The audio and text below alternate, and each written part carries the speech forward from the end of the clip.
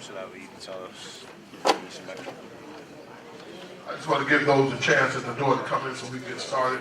Oh, you don't have We don't start on time, we won't end on time.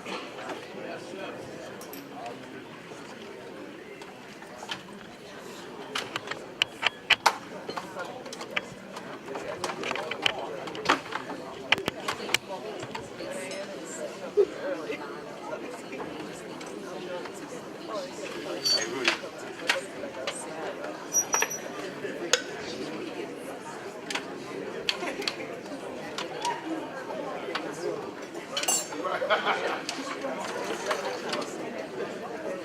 Oh, I'm sorry, I can't give you these. Oh, shit. Yeah, I have to do a check. Sorry about that. Oh, I love the smoke box. Those of you who are coming in, will you go down this section here, please? So we can let those who come in there sit in Thing. there. Let's take a quick listen. Go down here.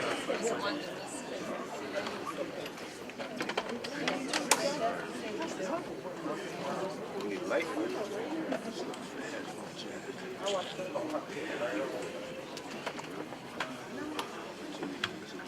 Those of you who are coming in, please come down further to this side, please. This section. Please come to this section. Those of you who are coming in, please come down to this section.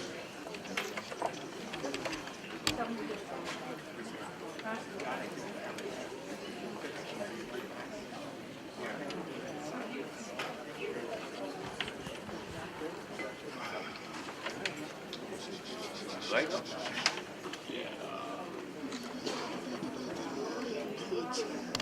That's fine. Come right on down. Come on down to this section. If you're coming in now, please come down here. Come down this section if you're coming in. Sounds good. Sounds good. Sound like Morgan Freeman. Thank you. No problem.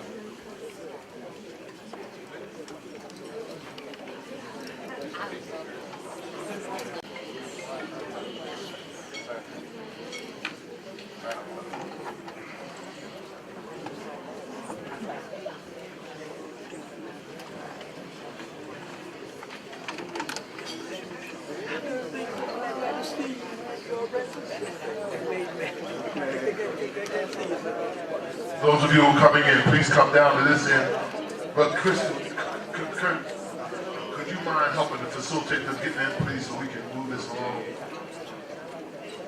Come right on down this section. Those of you who are coming in, please come to this section. Please do not stop up here. Come into this section. Come in this section. Bishop Swan, I want you up here, please. Bishop Talbot, Swan. Those of you in this, please come down this. We're going to start. So there's some key people who are still coming in, but there are enough of us here to get started. I want to first of all start by celebrating our title sponsor, which is the Impact Television Network. I want y'all to give them some love. They are Impact, a Christian station where our churches are airing in over 90 million now homes across the country. In Time Warner, and Camcom, Comcast, and AT&T Television. And you can get them on there, and I'm grateful for their partnership and representing the churches, and it is an African-American owned network. That's very important. We have had a time when, and I'm not anti-anybody, but it seems to me if you got a gospel station, you ought to believe in Jesus. That's right.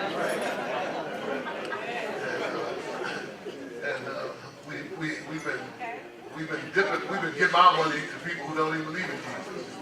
That's how taken we've been done.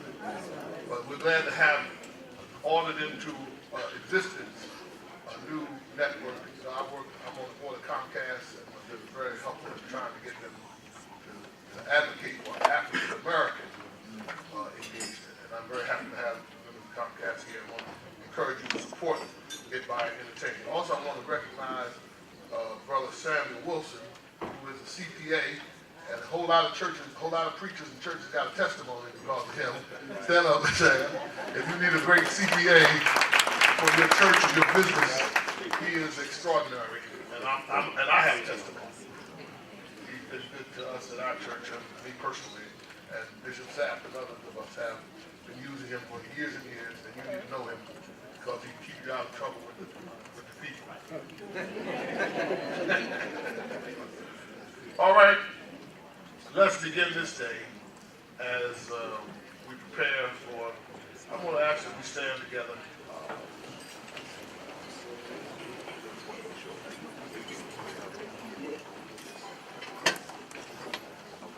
Let us pray. Gracious God, our Mother and our Father, we thank you for calling us from the darkness into the marvelous light. And in the light of your presence, we now stand aware that we are called to be agents of justice, mercy, and grace. Help us, God, to be forceful in our transformation of the culture, to give voice to those who have no voice, to speak for the marginalized, and to help set at liberty those who are captive. Help us, God, to hear all the gospel and to live it out in our day-to-day. We thank you for the National Action Network, which has a history of the church engagement in social justice on the shoulders of Martin Luther King Jr. And so we come today as a grateful people and joyful, yet aware that there is much work that we must do in this current environment and in this moment in our country. So now bless us as we fellowship here today and as we celebrate our journeys, and bless this food that it might nurture us and that it might give us what we need as we go forward.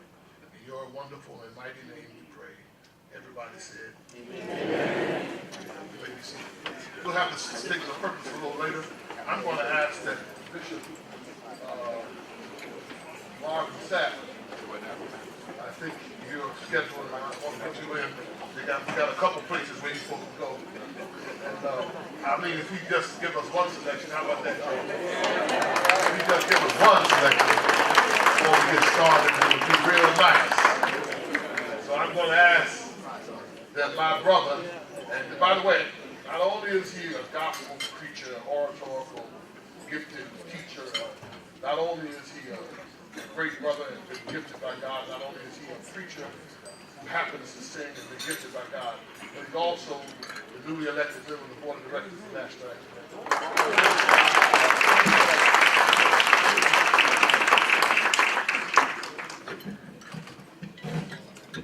Let me say welcome to each and every one of you all on behalf of National Action Network and all of the Board of Directors, and it's just great to be a part of something that is trying to bring about change in the lives of people from all walks of life. I'm very, very honored to have this opportunity. This is the first time I've ever had to experience being honored and performing at the same time. That usually doesn't happen. So honestly, I wasn't really prepared. I came just to, and somebody say, well, you ain't got to be prepared, brother. Yeah, you do. Trust me. You got to be prepared. My voice don't get up for another hour and a half. But and I do want to share something with you. I'm working on a new CD, and I'm the type of individual that whenever I begin to work on new music, I do it with the same approach as I do my preaching ministry. Whenever I prepare to construct a message, Bishop, whenever I prepare to construct a message, I always construct my message with opening statement, transitional thought, 3 points close. And when I do my music, I do it the same way. The reason being is because I don't like when I'm old school. I don't like when you got to skip around the different songs on the CD. I think that's a waste, back in the old days when we used to play LPs, you couldn't skip. You put it on and you just let it play. Y'all looking at me strange. I just dated myself, I think. I was a little bitty boy, trust me, a little bitty boy. And but nowadays, people just want to hear songs. And what I've done is is whenever I do music, I try to just make it so that once you put it on, it takes you from one place to another. But I had a conversation, Bishop Swain, with God this year, and when I began to start working on this new CD, I literally told God, I said, I don't want another hit song. I don't want another hit song. I don't desire it. I don't want it. And some of you all are looking at me strange. So let me explain to you why I told God this. I said, I don't want another hit because every time I write a hit, I gotta take a hit.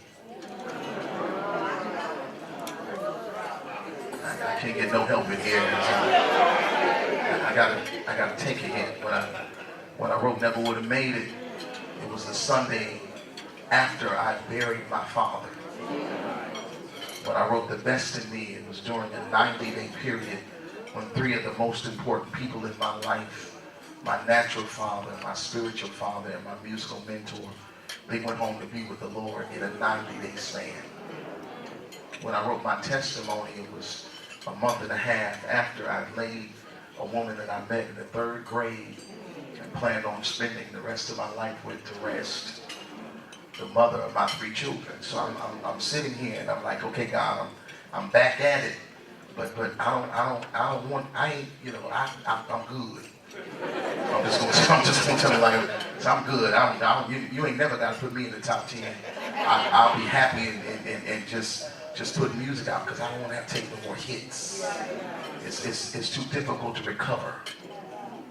And people don't understand that. They think it's easy for people just to bounce back. But the reality is that when you live your life in front of people, you know, you got to be strong when they can't be. My whole church mourned more than me. I remember one brother came in my office right after my wife went home to be with the Lord, and I was so busy comforting him, I forgot if it was his wife or mine. I can't make this stuff up. He came in the office, just fell all in my arms. I'm like, I mean, was you with her or was I with her? I just want to, you know. Y'all will get to know me real soon. So, but I was in a little town right outside of Georgia, and this young man stood up and sang a song that he wrote. And when I heard it, I immediately told him, just before I got ready to preach, I said, you gotta let me record this song. Because I believe that the world needs to hear this. And he said, I'll let you record. I said, I'm gonna change some of the stuff because, you know, I need to modernize it. And I'm gonna write some different verses and stuff to it, but I just need you to, if you allow me to do this, I'm gonna make sure you get some nice checks in the future. Because the reality is that all of us are supposed to be springboards. We're not supposed to forget where we came from, that all of us are supposed to be connected to individuals so that they can do better than what we've done. And you're supposed to take other folks to another level. Far too long have we as individuals had the mentality and mindset that we're going to be at the top and can't nobody else get there. That's not my assignment in the kingdom. My assignment in the kingdom is to use my platform to give others platforms. I just said something powerful. Y'all missed it. Just touch your neighbor. I'm going to sing in a minute. I promise y'all. Some of y'all ready to eat. They shouldn't have gave me the mic. I got to do it the way I want to do it. Just touch your neighbor. I know somebody, we ain't in church preacher. Yes, you are. All these preachers over here. Just touch your neighbor and say, my responsibility is to give a platform from my platform. That's what I'm supposed to do. I'm supposed to take my platform and give somebody else a platform. So he sang this song, and I'm just going to sing a little bit of it. Y'all don't know it. You ain't never heard it before. But it's, and I'm going to sing it a cappella. It's a simple song. It's called Close. Church might say close. Some of y'all ain't touching your neighbor. I said, touch your doggone neighbor and say close. Let's see if I can pull this off. It goes something like this. It says, hear the words. I must be close to my destiny, extremely close to my victory, 'cause here comes trials and troubles, jealousy and envy. I must be close to what you have for me. I must be close to my overflow, extremely close to my miracle, 'cause here comes confusion and problems and enemies. I just believe that I must be close to what you have for me. What y'all think? The reality is that if the enemy is creating any type of havoc in your life, it's not because you're at a distance from what God has. It's because you must be close. Because why would the enemy intensify his attack if you was at a distance? I can't get no help in here. Just touch somebody, say you're close. That's it.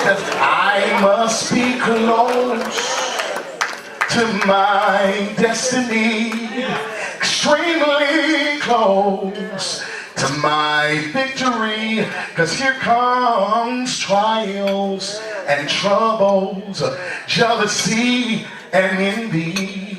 See, I must be close to what you have for me. I must be close to my overflow, extremely close to my miracle, 'cause here comes confusion, trials and enemies. I just believe that I must be close to what you have for me.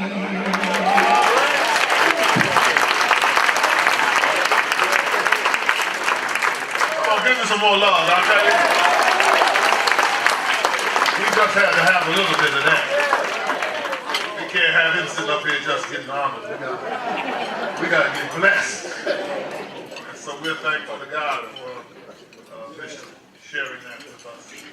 I'm going to suggest that we go ahead and begin to have our meal. Brother Sharpton's outside. I will call on him to get the purpose. But I want to ask that we begin the meal, ask the staff to facilitate the meal starting. And we're going to go right through the program as we're having the meal. So we have a panel after here at 2:30 is scheduled, maybe a little late. But it's a church panel, Black church. And we want to make sure all of us try to attend that. So let's move forward with the meal. Grace has already been said. Get to know the people at the table, and when I ask you to stop talking, please stop talking. So he won't go.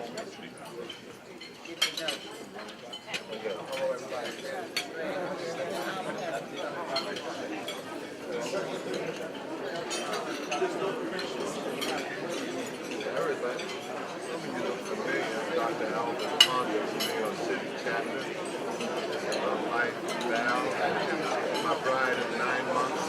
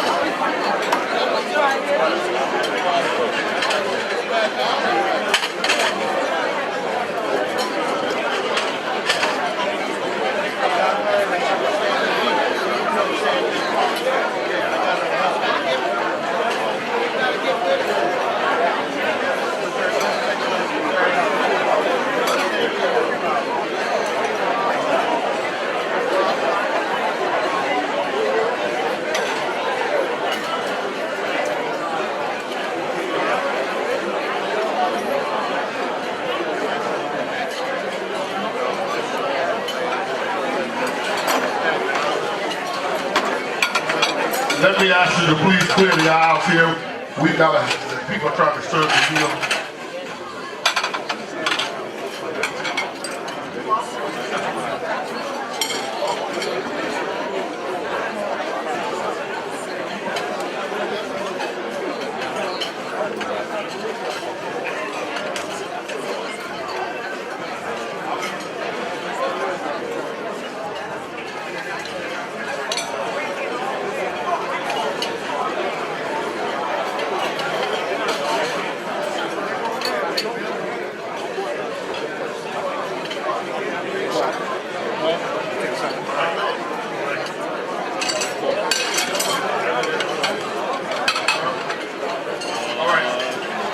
Would you please take your seats so that the wait staff can facilitate the serving of the meal?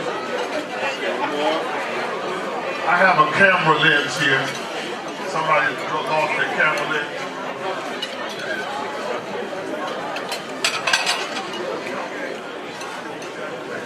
That's the serving illustration. When you use a camera lens, you can't get no focus.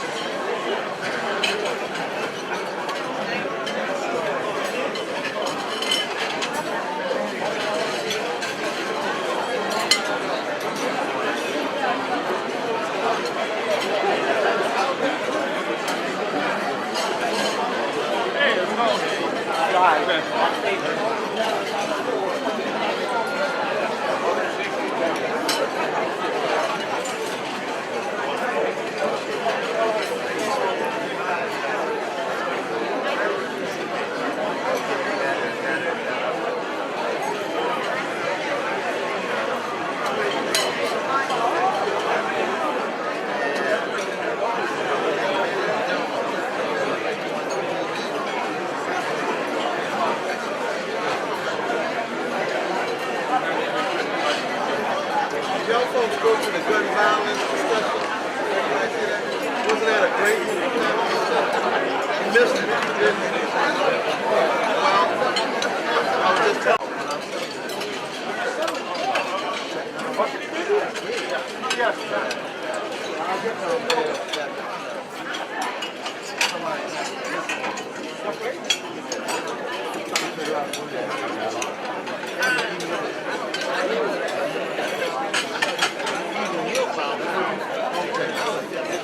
Let me have your attention while you're eating.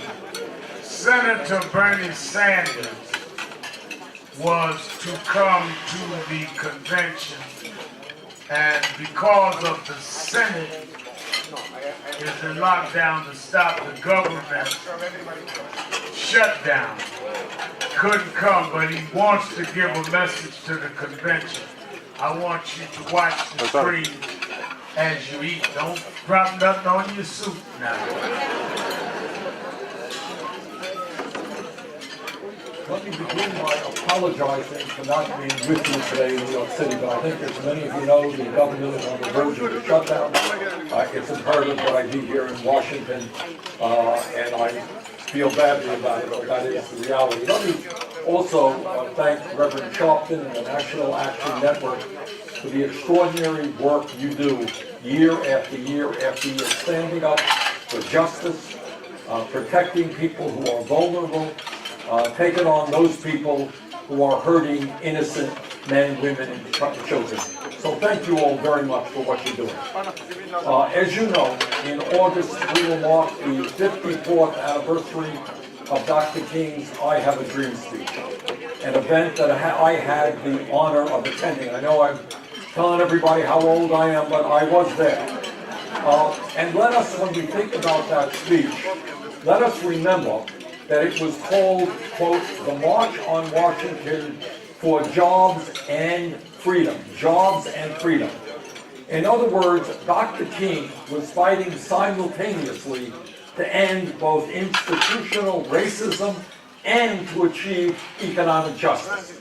An economy that works for all of us, not just those on top. In 1968, Dr. King talked about the two Americas, one flowing with the milk of prosperity and the other plagued by, quote, distressing housing conditions where young people are deprived of an opportunity to get an adequate education, where people can never make ends meet because their incomes are far too low, end quote. Dr. King went on to note, our economic system, quote, appears to me to be a kind of socialism for the rich and rugged, hard, individualistic capitalism for the poor, end quote. That was true 50 years ago. Sadly, it remains true today. We have got to end institutional racism in this country once and for all. And we must also recognize that we still have a very, very long way to go to achieve Dr. King's dream of economic justice. For African Americans, for Latino Americans, for white Americans, for Native Americans, for Asian Americans, economic justice for every American. The good news is that we are the wealthiest nation in the history of the world. The bad news is that most people don't experience it because the overwhelming majority of our nation's wealth and income goes to the top 1%. Middle class shrinks, 43 million people living in poverty, and almost all new income and wealth goes to the people on top.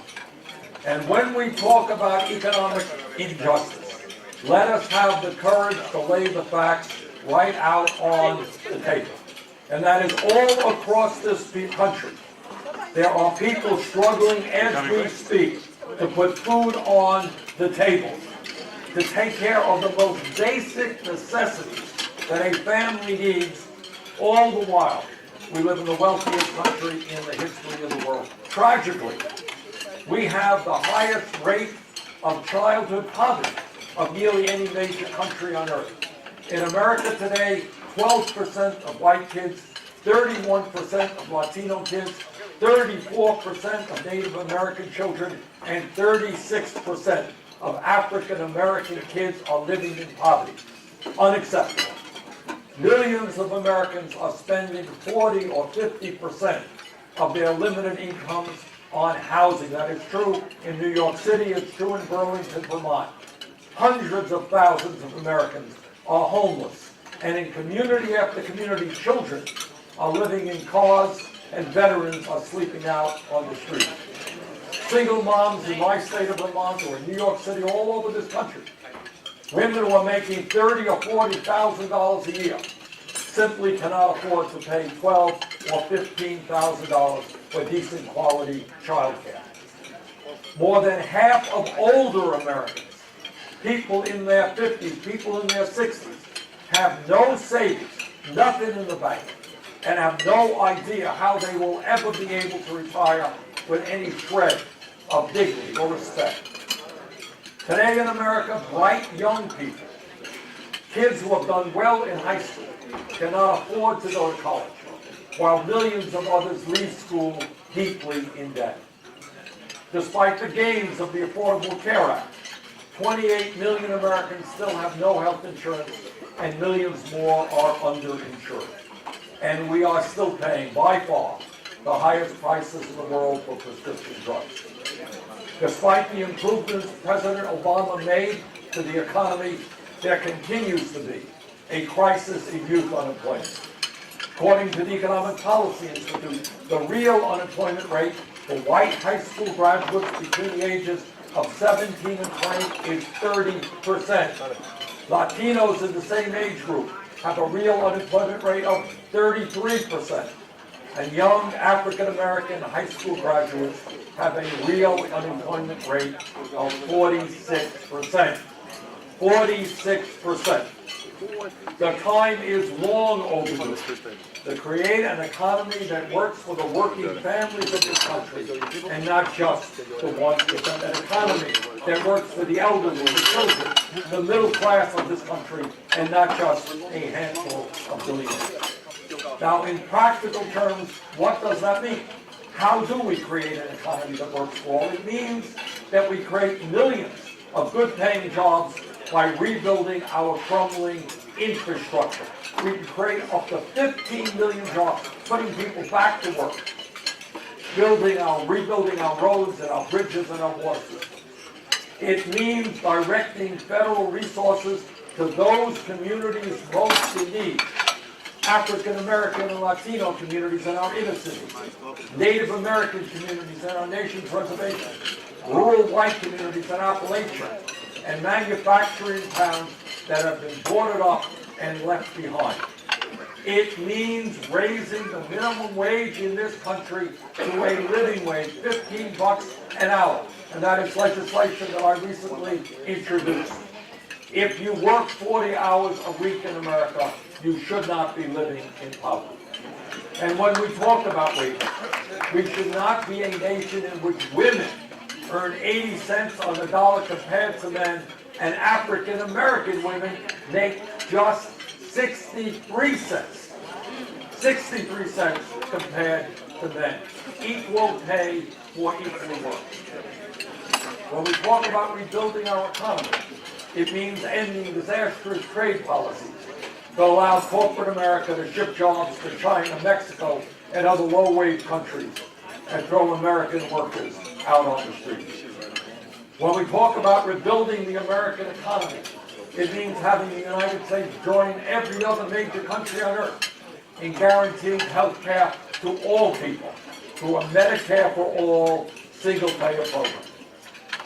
When we talk about rebuilding our economy, it means making child care and pre-kindergarten available to all Americans, including the more than 60% of African American children who don't have quality child care today.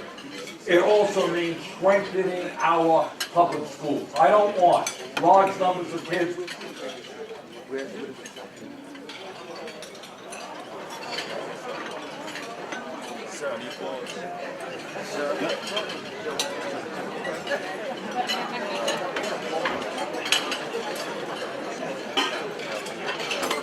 We love you, Bernie.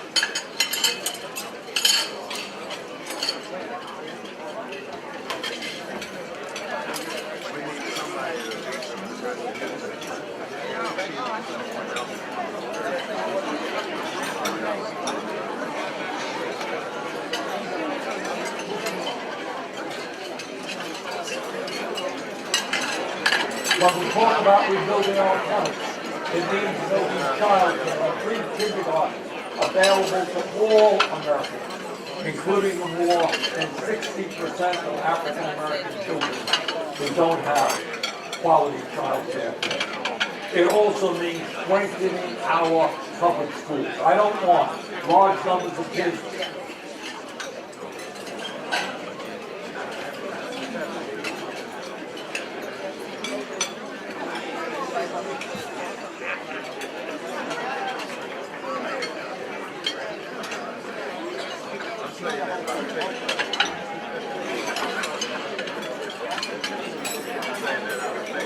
Your Adrian voice.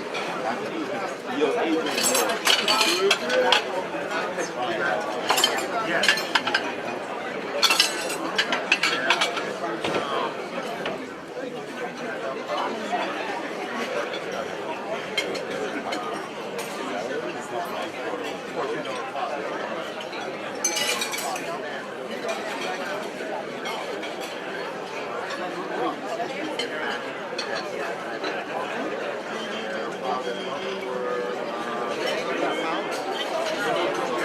Founding member.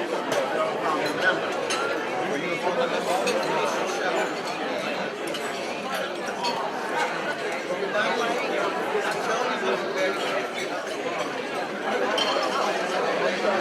Yeah, he seems to bring it.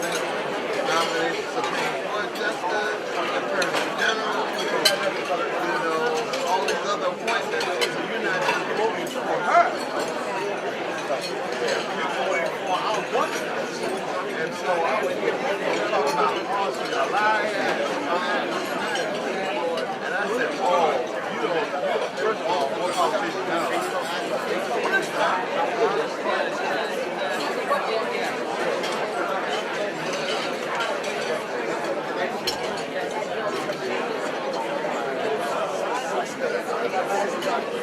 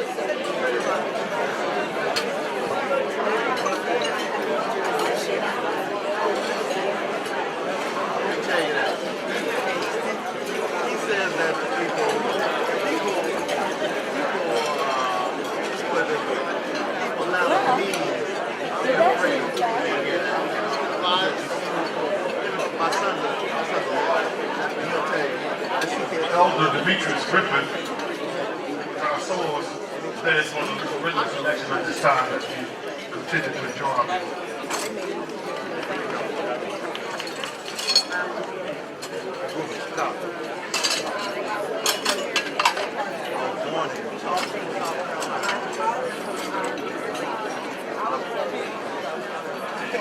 It dates me because my father was a Canadian war.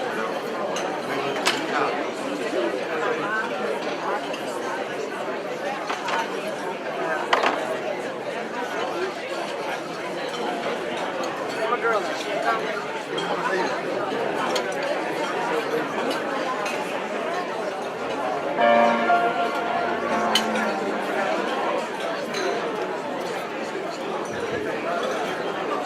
Good afternoon.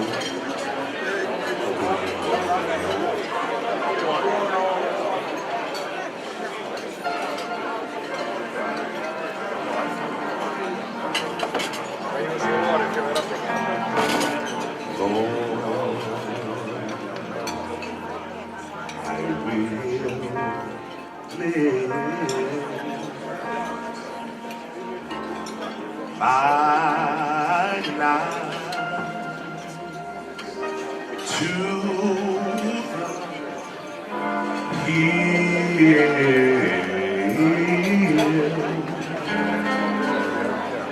knowing that I is come, it's come from you.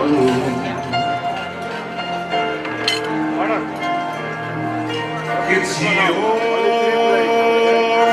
peace that you give me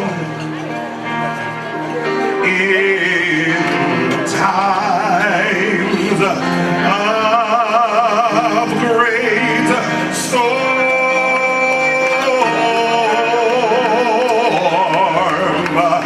You are the source of my strength. Hallelujah. You are the strength of my life. So I lift my hands in soul praise to Whichever thing. Lord. I will lift. I'm gonna lift my eyes toward the hill. It's no, I know that my help, all of my help is coming from you. And your peace you give me, yes, in the times of great storm.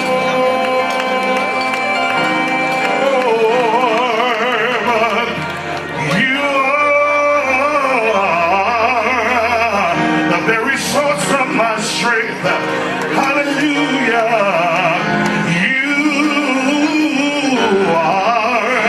You are the strength of my life, and I depend on you.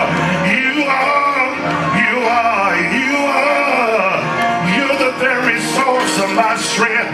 I can't make it without you, Lord. You're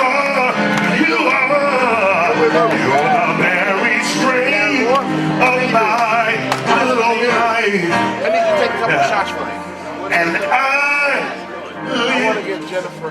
my tired hands, What I need is in one bag.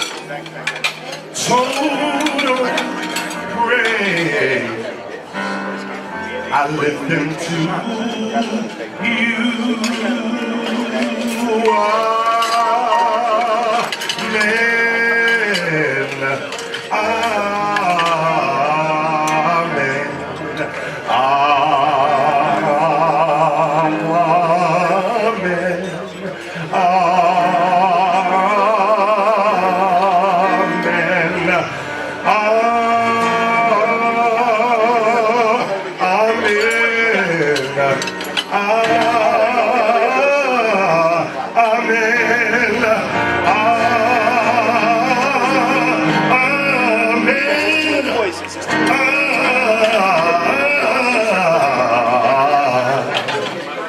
Amen.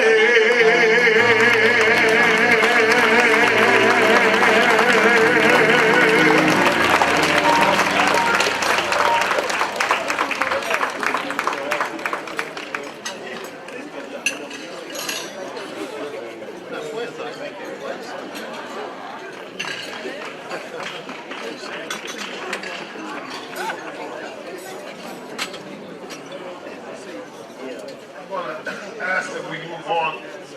Real tight schedule. Last I want to bring forward, it's already been up here, but I want to celebrate the fact that the vision and commitment of Reverend Al Stark is the reason why we're all here this week.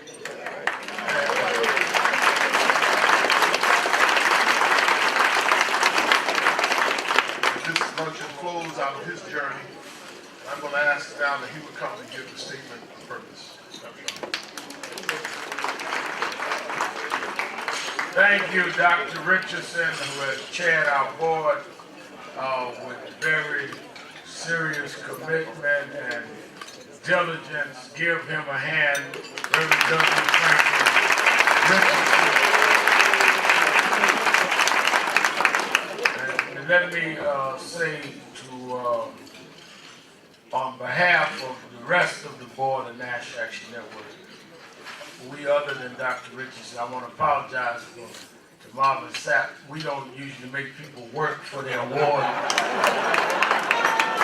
That was Richardson, that was not a board vote. You a member of the board. I think it's low down to make somebody sing to get his award. But he's the chairman, so I just stood in the hall and just Waited for you to finish. You're a good man. You're a good man. Our organization, founded 26 years ago, our first chairman was Reverend Dr. Wyatt T. Walker.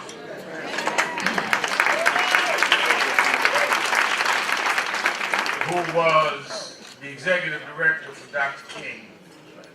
And in the bylaws of the organization, in the founding statement, incorporation statement, we said that National Action Network is a Christian-based organization on the principles of Dr. Martin Luther King. And that is why we were honored that Dr. Walker would be our first chairman. He asked W. Franklin Richardson to be our vice chairman. And when he became ill, he was elected chairman and been there ever since. They've been the only two chairmen in the history of National Action Network.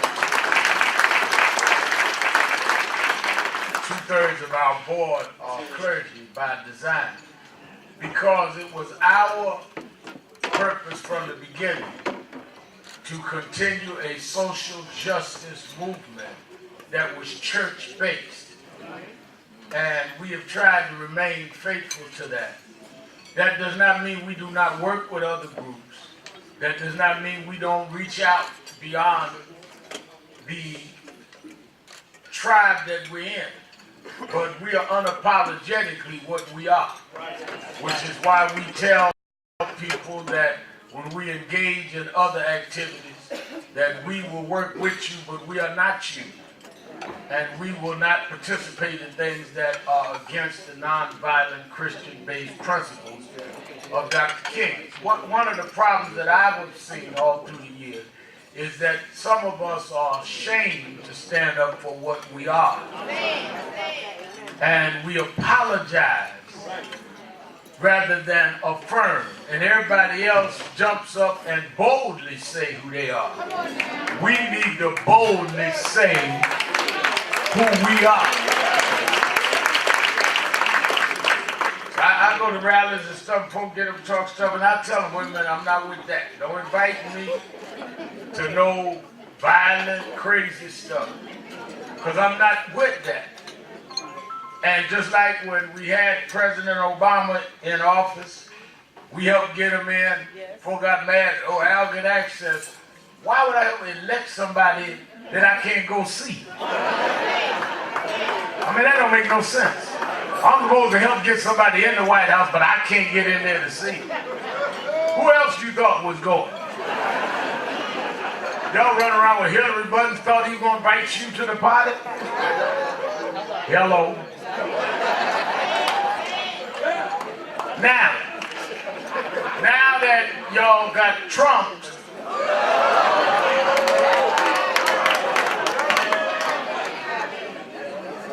and y'all miss Obama, everybody talking about, oh, Al. I tried to tell y'all, but this year,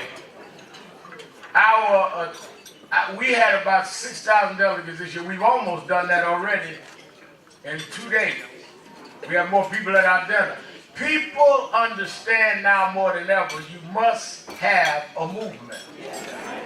You must have people that will address the grievances. You must have people that will raise the issues. And part of raising it, we just did the pension fund panel, and they're still doing the corporate panel. And Dr. Rudy Crew is doing, and Dr. Marcus Bright is doing the education panel downstairs.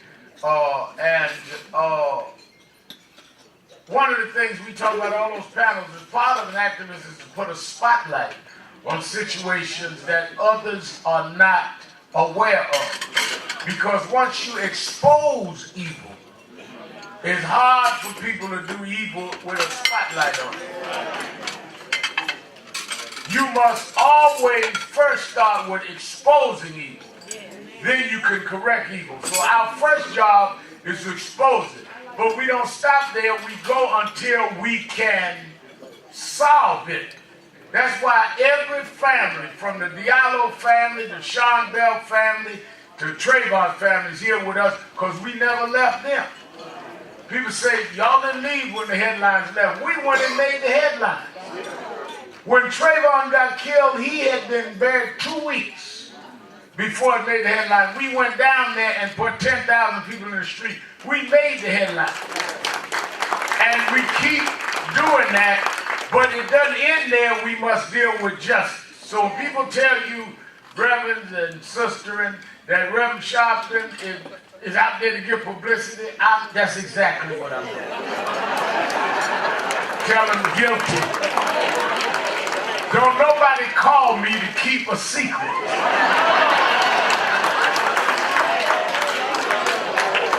They call me to get publicity.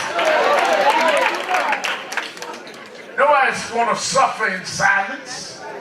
And that's what we do. That's part of what we do. Most of their attacks on us is because they don't know the role of an activist. People were sitting in the back of the bus a long time. It took Dr. King to put spotlight on Rosa Parks to bust that up. And that's the tradition we come out of. But we honor with the William A. Jones Jr. luncheon every year. The Bible says, honor thy mother and father. That's your day, not theirs, yours.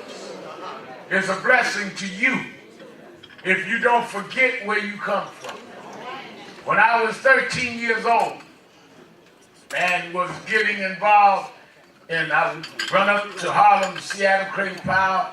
It was a fervent time in '68, and I wanted to be involved. All my friends were involved in school, and my pastor, Bishop Washington, Reverend Bishop Swan, said, I don't want that boy getting out there with all that stuff.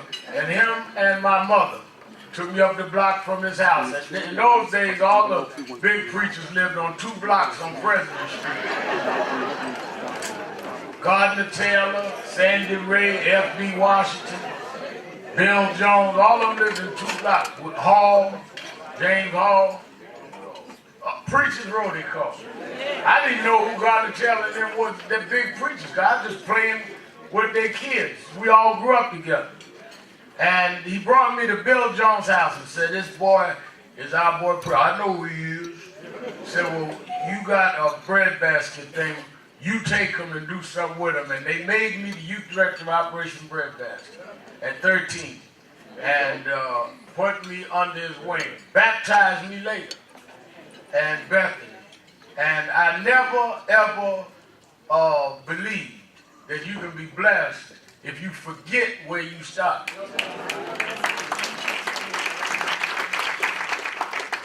And if where you started don't like you. That's why I would always call Reverend Jones and Reverend Walker, because they were the ones. Reverend Walker took the risk of supporting us when it wasn't popular. And we do that. Bill Jones embodied the perfect combination of where we as ministers ought to be. And that is in the word, but also putting the word in action. I remember when I was about 14, he would say to me, Al, you need to have telescopic idealism and microscopic realism engaged in dialectical tension. I said, what does that mean? He said, when you find out what it means, then you're ready.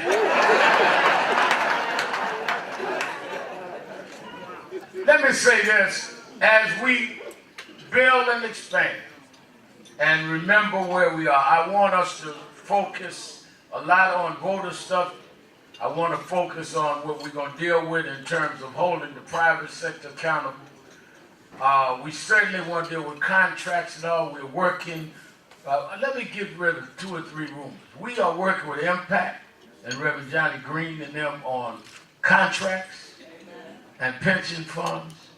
We are working with the groups around immigration. We're working with the women. Where's Tamika Bauer? We work, stand up.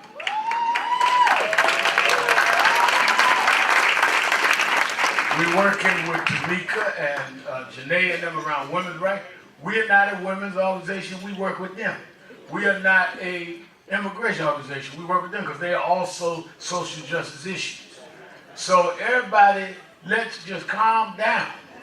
And where there's enough work out here for all of us. And we all got to work together. Sometimes your teeth bite your tongue, but you don't yank your tongue out your mouth. You heal and keep going. Families fight, but they still family. Me and Jesse fighting, but Jesse here yesterday, because if it wasn't for Jesse, it wouldn't be an Al shop. And I'm going to hope to produce others. Don't get family fight. Don't come in. The biggest way you can get your butt whipped is to get in the middle of a family fight, because everybody jump on you. Because families fight because we that close. Like I'm still embarrassed when Reverend Richardson did the bishop back. But we're still there. Mama Sapp is a Grammy winner. Singing like you want nothing. We gonna have a real fight when we get down to the club. We ain't fought like that. John Scott was executive director when I started. The only time me and Rich Ford is over this SAP thing today, and when he brought me down Fifth Avenue and forced some cigars in my mouth, you know I grew up in Coaching. I was born in Coaching.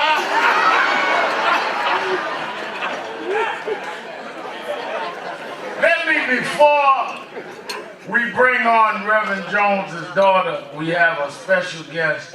He couldn't be at the opening, and I said, well, you come to say something to the ministers, because this is the base and the core of our organization. And we help stand with him, and we also hold him accountable, and he will tell you that. But he wanted to be here and give greetings to the luncheon of ministers, the mayor of the city of New York, Bill de Blasio.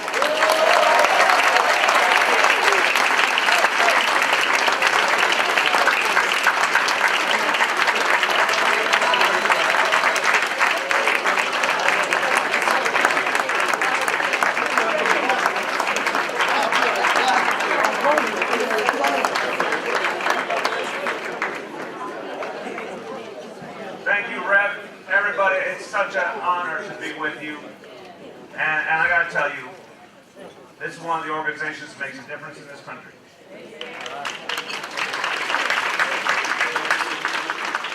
And this is a moment where the National Action Network needs to be front and center in the efforts for change in this country, because it's a moment that's ripe for change. We are dealing with huge challenges, but it's a moment filled with possibility at the same time. Now, the good news is what Reverend Sharpton has created with all of you. And there is a brilliance in this I want to acknowledge, because I think it's underestimated. Rev and I have talked about what it means to really organize people for change. It means building at the grassroots. Change comes from the bottom up, not from the top down. It means creating lots of energetic leaders in every part of this nation. It does not mean keeping all the power and control in some headquarters. It means spreading leadership and developing leadership, and this room is witness to that. Amen. It means, and this is one of the areas I give Rev particular credit, it means truly supporting and fostering youth leadership, not holding it back, fostering it, strengthening it every single time. Rev, he started rather young in the movement. How old were you when you were first preaching and involved in the movement? 4 when he started preaching. 4, of course. Most of us start our vocations at 4. 13 when he first joined the movement. So the part of why he honors our youth leaders is because he was one. He understands the power. So Rev, as these gatherings occur, I sometimes try and step back a little bit to see what's actually been built and what's grown. You planted a seed years ago of understanding what this could be, and you very wisely, you did not call it the national political or the national issue, or whatever you call it, the Action Network. Now is the time more than ever we need the Action Network, because we've got to take action on so many issues. You created it, and let's say thank you to Reverend Sharpton for having had that foresight. I want to talk about this moment we're facing. I'll be very quick, but I got a couple things I want to tell you that I hope will give you a little more energy, a little more wind in your sails for the fights ahead that we have to win together. I first want to thank the leaders are here, so many great people, but I want to single out, of course, Reverend Richardson for his tremendous leadership. I thank you. I know you're going to hear from Bishop Moore in a second. I'm just a warm-up act, but Bishop Moore, thank you. And the honorees, I want to thank Reverend Lacey, Bishop Swan, and Bishop Sapp for their tremendous leadership.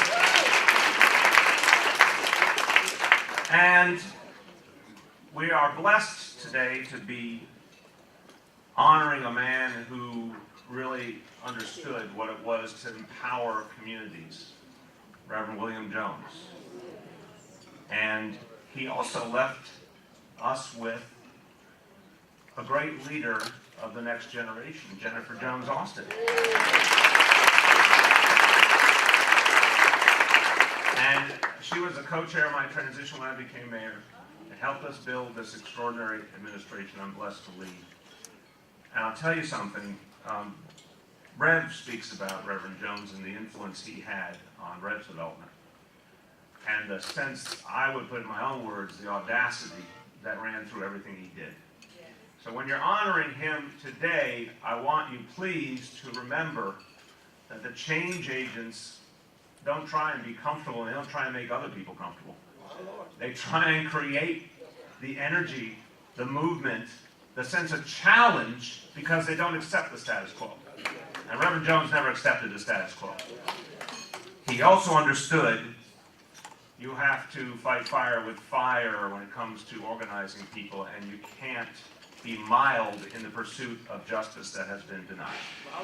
So he had a simple line, a quote that makes so much sense here,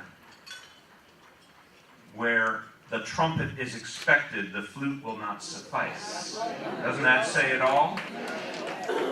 And we know that we need a lot of trumpets right now. So, look, what's happening in our country, I don't need to preach to the converted. What's happening in our country is an attempt to deny the many things we already know and the many things we have lived and seen with our own eyes.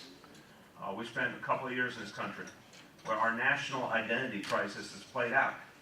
And America for 400 years has been trying to sort itself out, at times reaching toward its better ideals, at times running away from those ideals. In the last couple of years, a lot of this came out in the open. We, before November 8th, were talking more honestly than ever about income inequality. We were talking about mass incarceration. We were talking about the challenge of healing the wounds between police and community and overcoming the injustices of the past. November 8th didn't change that. November 8th was not expected, nor was it a mandate for President Trump. If ever a president didn't have a mandate, it's Donald Trump. And we need to remember that.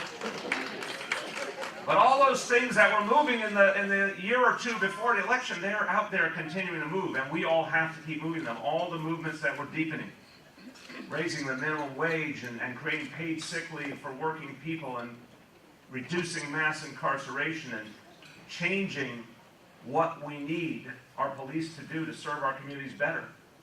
All of that was happening, is happening, hasn't stopped happening in cities and states all over this country. Most of what happens that affects all of our lives doesn't happen in Washington, D.C. And what I love about NAN is you can reach every corner of this nation. And you need to more than ever, because we not only need to fight back against the things that are happening in Washington, we have to provide the antidote, the counter model every single day where we all live. Every day. Now, because that has been happening, we see some very promising signs. Because people didn't stop fighting, they didn't just fall back in defeat, they picked themselves up, went right back to the front lines, we see progress all over the country, and now it's starting to infect the dialogue in Washington. Those extraordinary protests on January 21st, those changed the reality of our country. Those town hall meetings where people decided to stand up for Obamacare. That changed the trajectory of our country. And by the way, for the second time, the effort to repeal Obamacare has failed.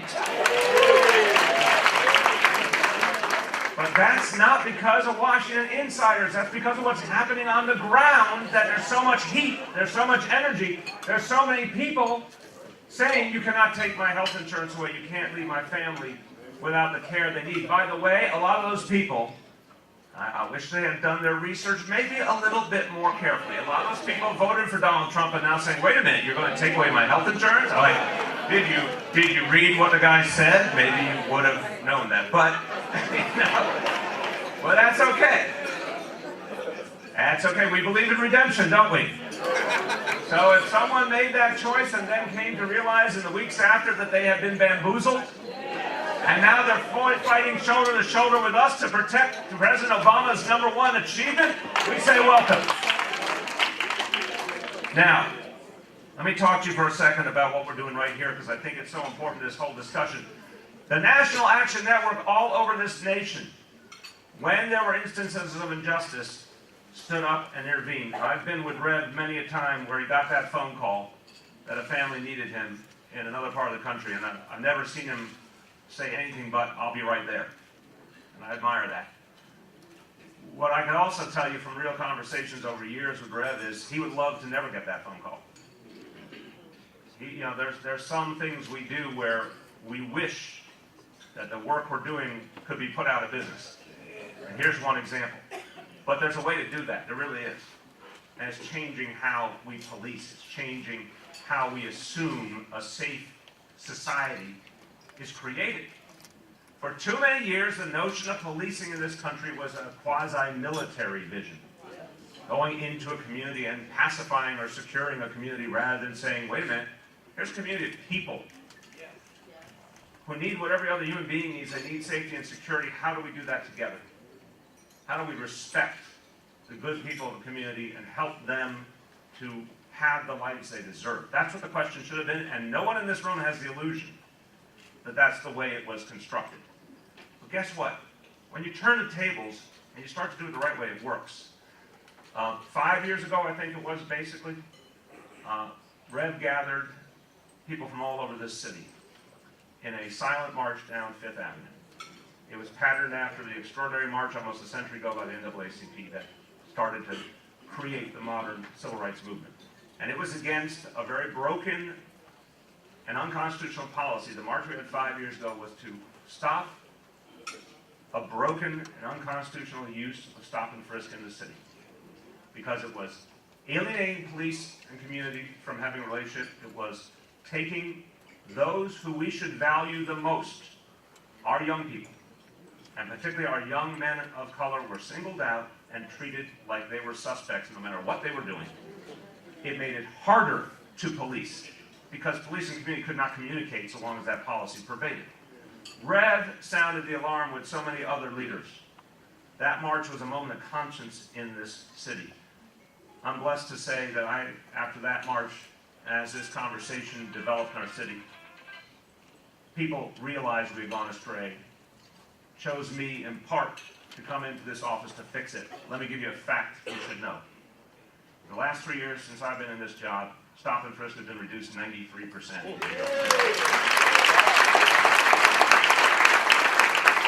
And crime has been reduced 3 years running. Which is the object lesson wherever you come from in this nation. This is the biggest city. A city that's had its share of problems. We've had plenty of challenges with crime over the decade. In the biggest, roughest, toughest city, we found that getting rid of the policies that alienated police from community and community from police actually made us safer. And we're going farther. I just want to tell you this quickly. We're retraining our entire police force. We started over the last 2 years with DJ, the whole police force. Every police officer is being trained in how to de-escalate conflicts rather than let them get out of hand. Look at the police force of New York City today. Look at each graduating class. You see a police force looks more and more like New York City. The last graduating class had well over 50% people of color. More people from this city than ever before. But here's the other thing, to go into that academy, and the message from day one is meet the community, coordinate with the community, communicate with the community, respect the community. It's a vision of neighborhood policing that actually says a police officer's job is to build human relationships, respectful, positive relationships with the people they serve. That is the pathway to safety. One more thing. This year, we are starting for the entire New York City Police Department, 36,000 officers, implicit bias training. Because we have to be real about the history of this country and the scars it has left. And every one of us gets biases from our social circumstance, from our family. We're not saying we're going to make people perfect. We're going to make people aware. We're going to make our officers aware of the biases that still linger, that must be weeded out so they can do their job. Imagine that. Rev, you understand. Not so many years ago in this country, it would have been, and in the city in particular, it would have been impossible to convince the NYPD to do implicit bias training. Now it's happening for every one of our officers.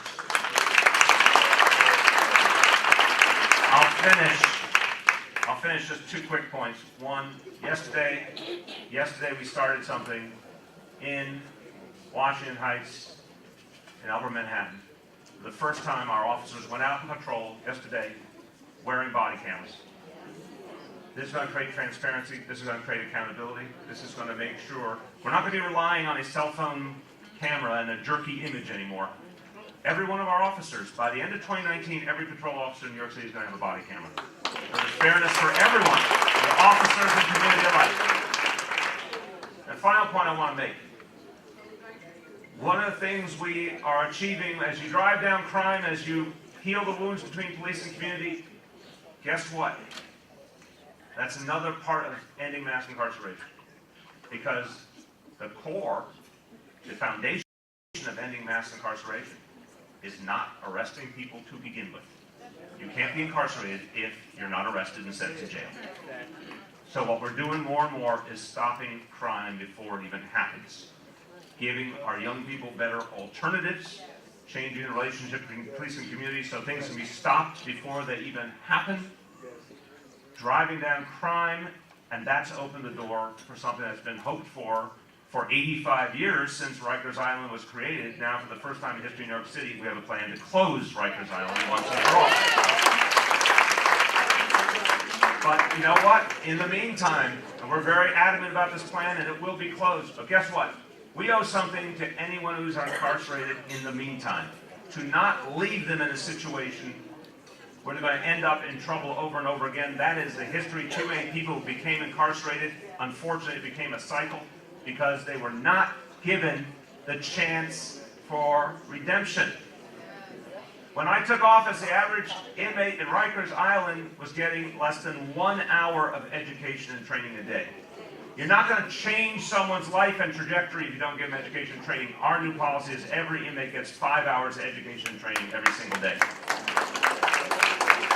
And finally, anyone sentenced to a crime who serves time on Rikers, we have a new policy because we want to turn their lives around.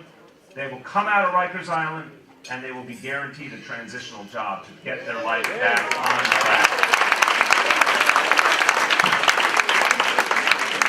All of these things are happening before our very eyes in New York City. If they can happen here, I'm going to borrow from Frank Sinatra, if you can make it here, you can make it anywhere. If they can happen here, they can happen anywhere. And we should demand them every place in this country. And the National Action Network is the perfect vehicle to foster these changes in every corner of this nation. Thank you, and God bless you all.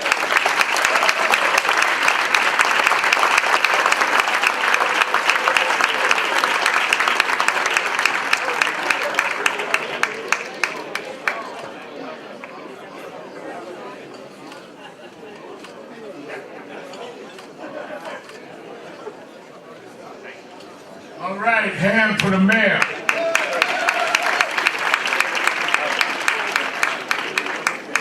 Let me say, we're going to move on quickly with the program so that our chairman can bring our speakers on and get our awards on. I know that Bishop Sapp has a plane to catch. He's a national speaker, Reverend. He's not a devotional leader. He's got a plane.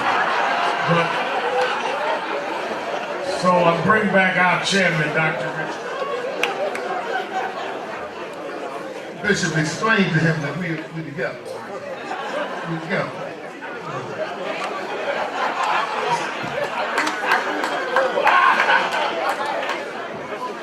Well, we apologize anyway if we hurt the bishop. But we just wanted to hear his blessing on us. And he did bless us, didn't he? Did he bless us? And I tell you, close. I want to highlight two things. One, the title sponsor is Impact. I already spoke about it. But I want to also ask you to look on in the program. Please recognize the sponsors that are justice partners that are part of this. There's some whose names did not get included, but they will be referenced. Also, you will see a list in the book of all of the honorees since 2007 when we began this. Also, there are envelopes available for anyone who'd like to support the Justice Partnership of the National Action Network with the Black Church, and the envelopes will be distributed. You may write a check to the National Action Network and help us to do that. I'm thankful to the congregations that, yes, you may distribute. I'm thankful to the congregations who are supporting the work of the National Action Network. Without our partnerships across the country, we could not be effective. And I want to thank you for what you're doing. I'm going to ask now that we welcome to this moment. She's been referred to by our president. She's been referred to by the mayor. And she is a dynamic force for change. She is a child of the parsonage, but she's an advocate for the people across this city. And we have been made better because Jennifer Jones Austin is CEO and Executive Director of the Foundation of Protestant Welfare Agencies. And her whole story draws us to the power of faith and the call and claim of justice. Let me welcome at this time Jennifer Jones Austin, the daughter of Dr.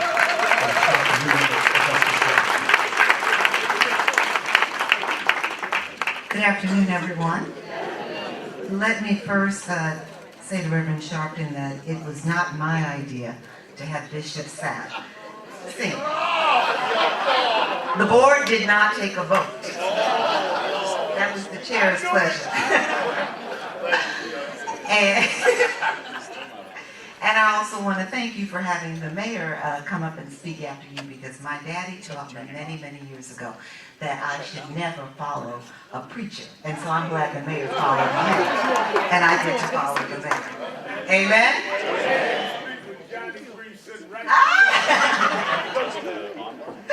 So, good cop, bad cop. I want you to know that I'm delighted that we're all here. I'm delighted when we come together every year at this time during the National Action Network Convention to fellowship, to be reminded of the work that we're here to do, and to recognize faith leaders. This time, today, 3 faith leaders who are committing themselves to social justice and fighting for all of us. Reverend Bishop Swan, Bishop Sapp, and my current pastor, Reverend Adolphus Lacey. Let's give them a hand. So they're all following in the tradition of great African-American faith leaders, Reverend Sharpton, Reverend Richardson, Dr. King, Reverend Abernathy. The list goes on and on and on, and I add to that list my father, Reverend Dr. William Augustus Jones. 11 years ago, it doesn't seem like 11 years ago, but 11 years ago he passed away. And Reverend Sharpton immediately decided and determined that he was going to make sure that whenever people were gathered in a cause to fight for our community, to fight for our people, that my father's name would be called. And so he determined to co-name this luncheon, this annual luncheon, the William Augustus Jones Jr. Luncheon. And for him, I'm grateful for that. I have to tell you that Since my father died, I've learned a lot about us as a people. I've learned how we honor or we don't honor the people whose lives have impacted us in tremendous ways. How in some instances we seek to minimize the impact that they've had on us and how they've contributed to our growth and our well-being. We aim to not give them the credit that they deserve for impacting our lives, almost as though we're threatened by that. But that's not the case for Reverend Sharpton. He never hesitated while my dad was living to give him his due for helping to grow and transform his life, beginning when he said he was just 13. And I want you to know he hasn't hesitated in all the years since. In fact, his honoring of my father seems to increase as the years go by. Just as my dad poured into him and gave him opportunity, he repeatedly, time and time again, does the same for me. So much of what I've been able to do in this city, in this state, and in this nation, opportunities that I've had to lead and to serve, have come about because Reverend Sharpton keeps pouring into me, increasing my platform, as Bishop Sapp has said, using his platform to give me a platform, embracing my talents, as my daddy would say, exploiting my talents for good. That's a good thing. That's a good thing. And so I know that Reverend Sharpton, he does these things because he believes in me. But I also know that he does them because he wants to honor my father and his father's memory. And I want to publicly, all the days of my life, whenever I have an opportunity, to acknowledge you for pouring into me and helping me to be a better me and to do what I need to do. So I'm going to take my seat, but I need to say a quick word about, what we're here for, what's at stake. This week at the convention, we've done so much to help make as clear as possible what is at stake at this time in our country and in our communities. And I find myself during this time constantly thinking about, in my work, trying to fight poverty perpetuating policies. What should I be doing? If my father were alive, what would he be doing? What would he be telling me to do? And then I remember his teachings and his preaching, certain words he would say. Dad would say, freedom is the ability to say no to a lie, to veto an untruth. The preacher is the freest man, the freest woman on earth. Find a field and leave it better than you found it. In these words, I find the inspiration. I find the clarity that I need. I believe you can find the inspiration, the clarity that we all need. This is a time when we cannot sit silent. It's a time when we cannot afford to do nothing or to look to people, just Reverend Sharpton and Reverend Richardson and other members of the Board of National Action Network, to do the work while we just sit back. This is a time when we've got to remember the faith leader's allegiance is to God and to no one else. He or she answers to no one but God. And because of this allegiance, he or she is free to say no to a lie, to veto an untruth, to say no to alternative facts. My individual, my collective responsibility, your individual, your collective responsibility is to take the field you've been given, whether it be the church, the community, a political platform, whatever it is, to take that field and leave it better than you found it. To do otherwise is to not honor your God-given calling. This is our burden. This is our responsibility. And the time is now. Thank you.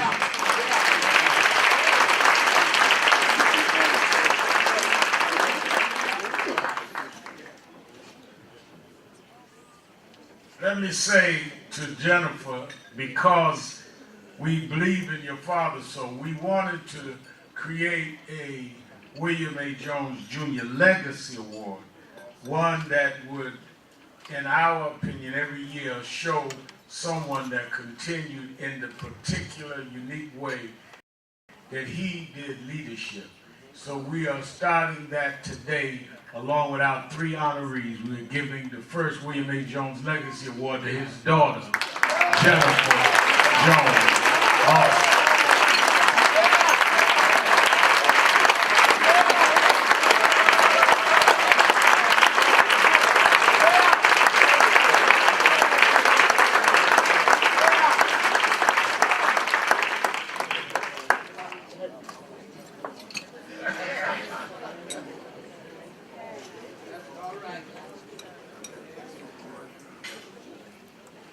Let me say, there are many ministers that I've known down through the years. I started, as I said, as a boy preacher under F.D. Washington, traveled on the road when I was 9 as a boy preacher with Mahalia Jackson. And I've known ministers that sing and have been delinquent in their pastor. I know others that pastor and try to sing.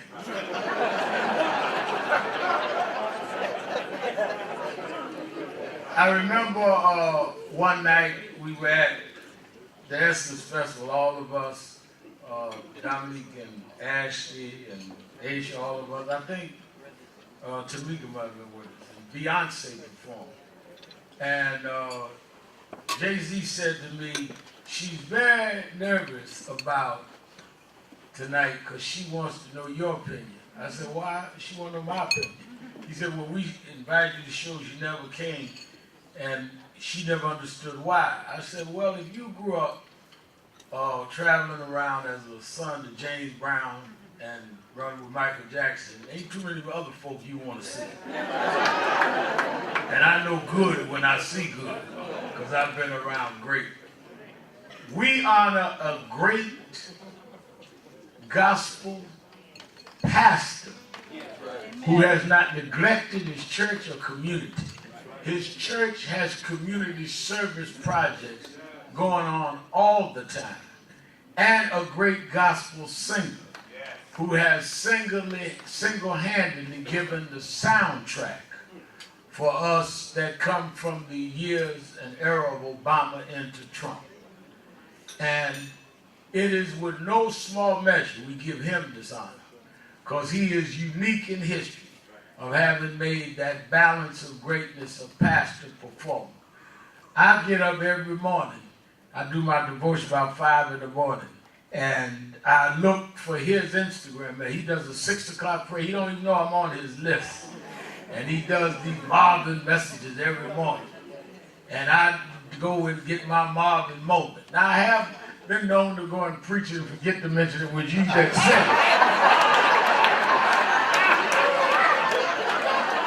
I will repent. I hope some Marvin moment folks ain't in the church when I get up there. And they think I'm looking at the Bible, I'm looking at my Instagram Marvin moment. But he takes it seriously.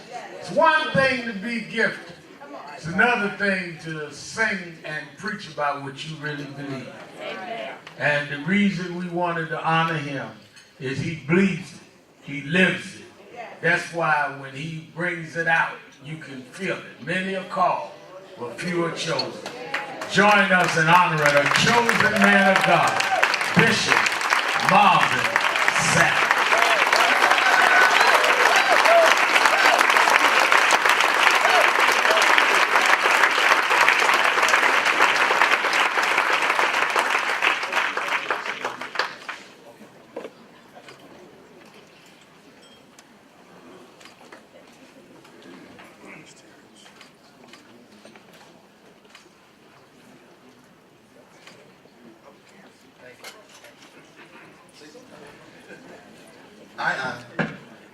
I'm honored, and I'm just, I don't know what to say, to be honest with you. When you do the things you do them because, at least I do them because I understand where I've come from.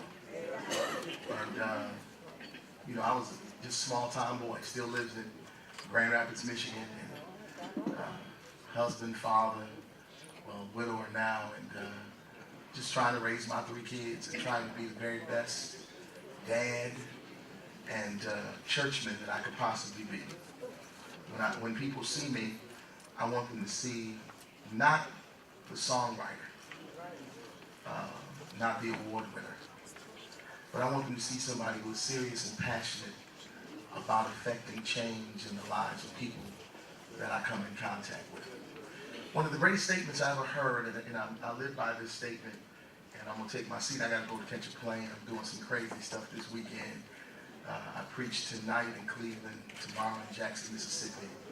Sunday morning, I'm in Summit, Mississippi. Sunday afternoon, Baton Rouge, Louisiana. Sunday evening, New Orleans. And then I go home and be daddy on Monday. But one of the greatest things I've ever heard in my life is my pastor's grandson stood up and said something that was just phenomenal at his homegoing service. He said that his grandfather died empty. I thought that was one of the most amazing statements, meaning that he had given everything that he could possibly give.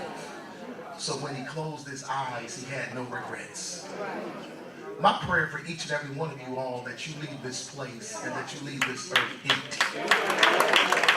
Because if you're not empty, that means you're not functioning in the assignment that you've been called to function in. God bless you.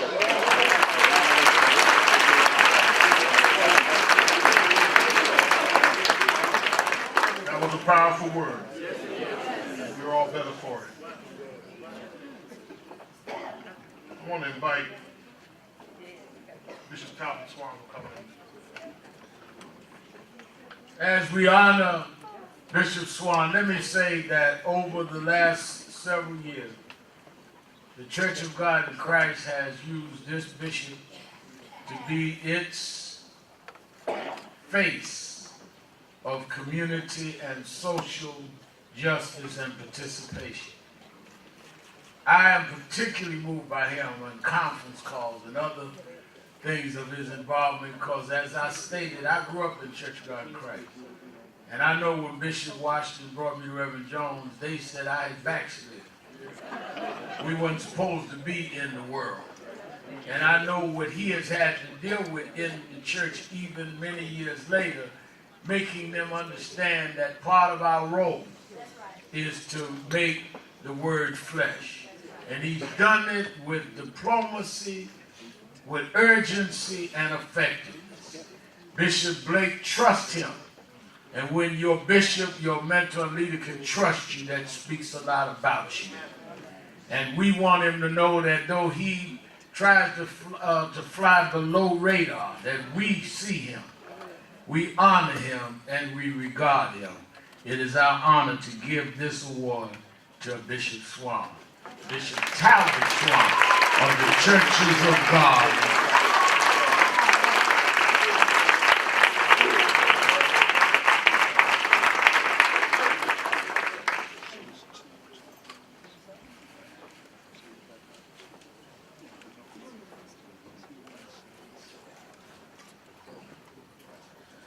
Reverend Sharpton and the board of the National Action Network, I am so honored to be recognized by you on this afternoon.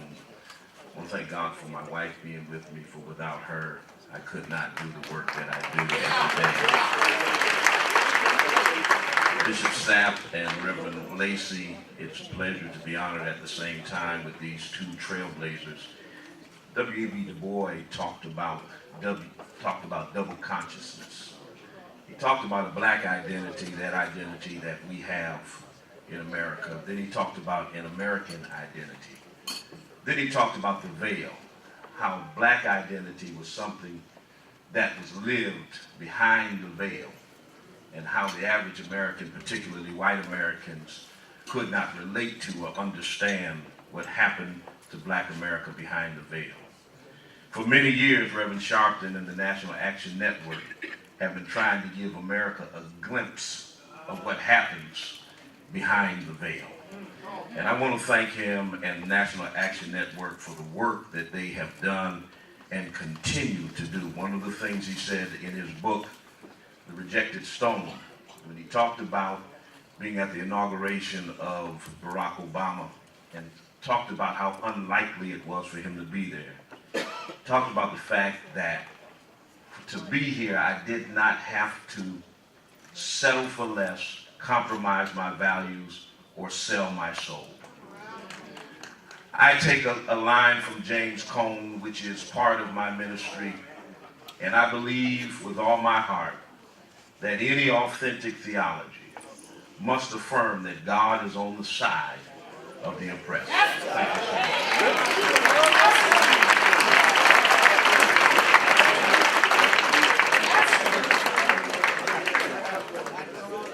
Give him a hand.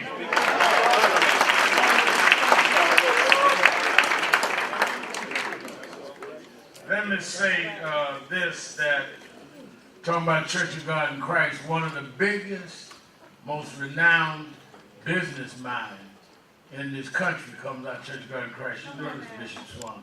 He is now the global head of corporate and investment banking at Citibank. He's the Vernon Jordan of our generation. He just keynoted our corporate panel. Standing by, asking to come in, Ray McGuire. He's a child of the Church of God in Christ. I was up his, he got one of these big penthouses that go forever and ever and ever. They got a number of bathrooms. I said, I use the men's room. Go to bathroom 5. So, I thought he was on all of that. I thought he would come out of grace or somewhere with the bushes and all.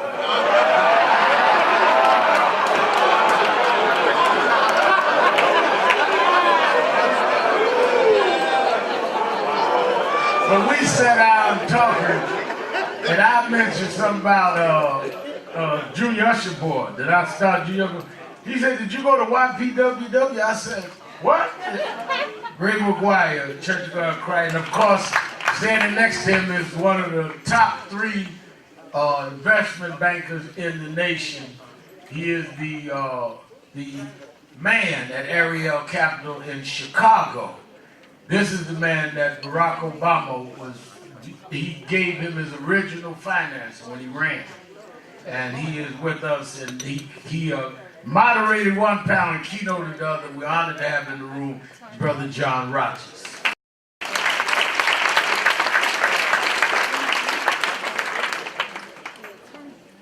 When Dr. Jones passed, and I remember distinctly, glad to see Dr. Obie Hendricks in the audience, Columbia University.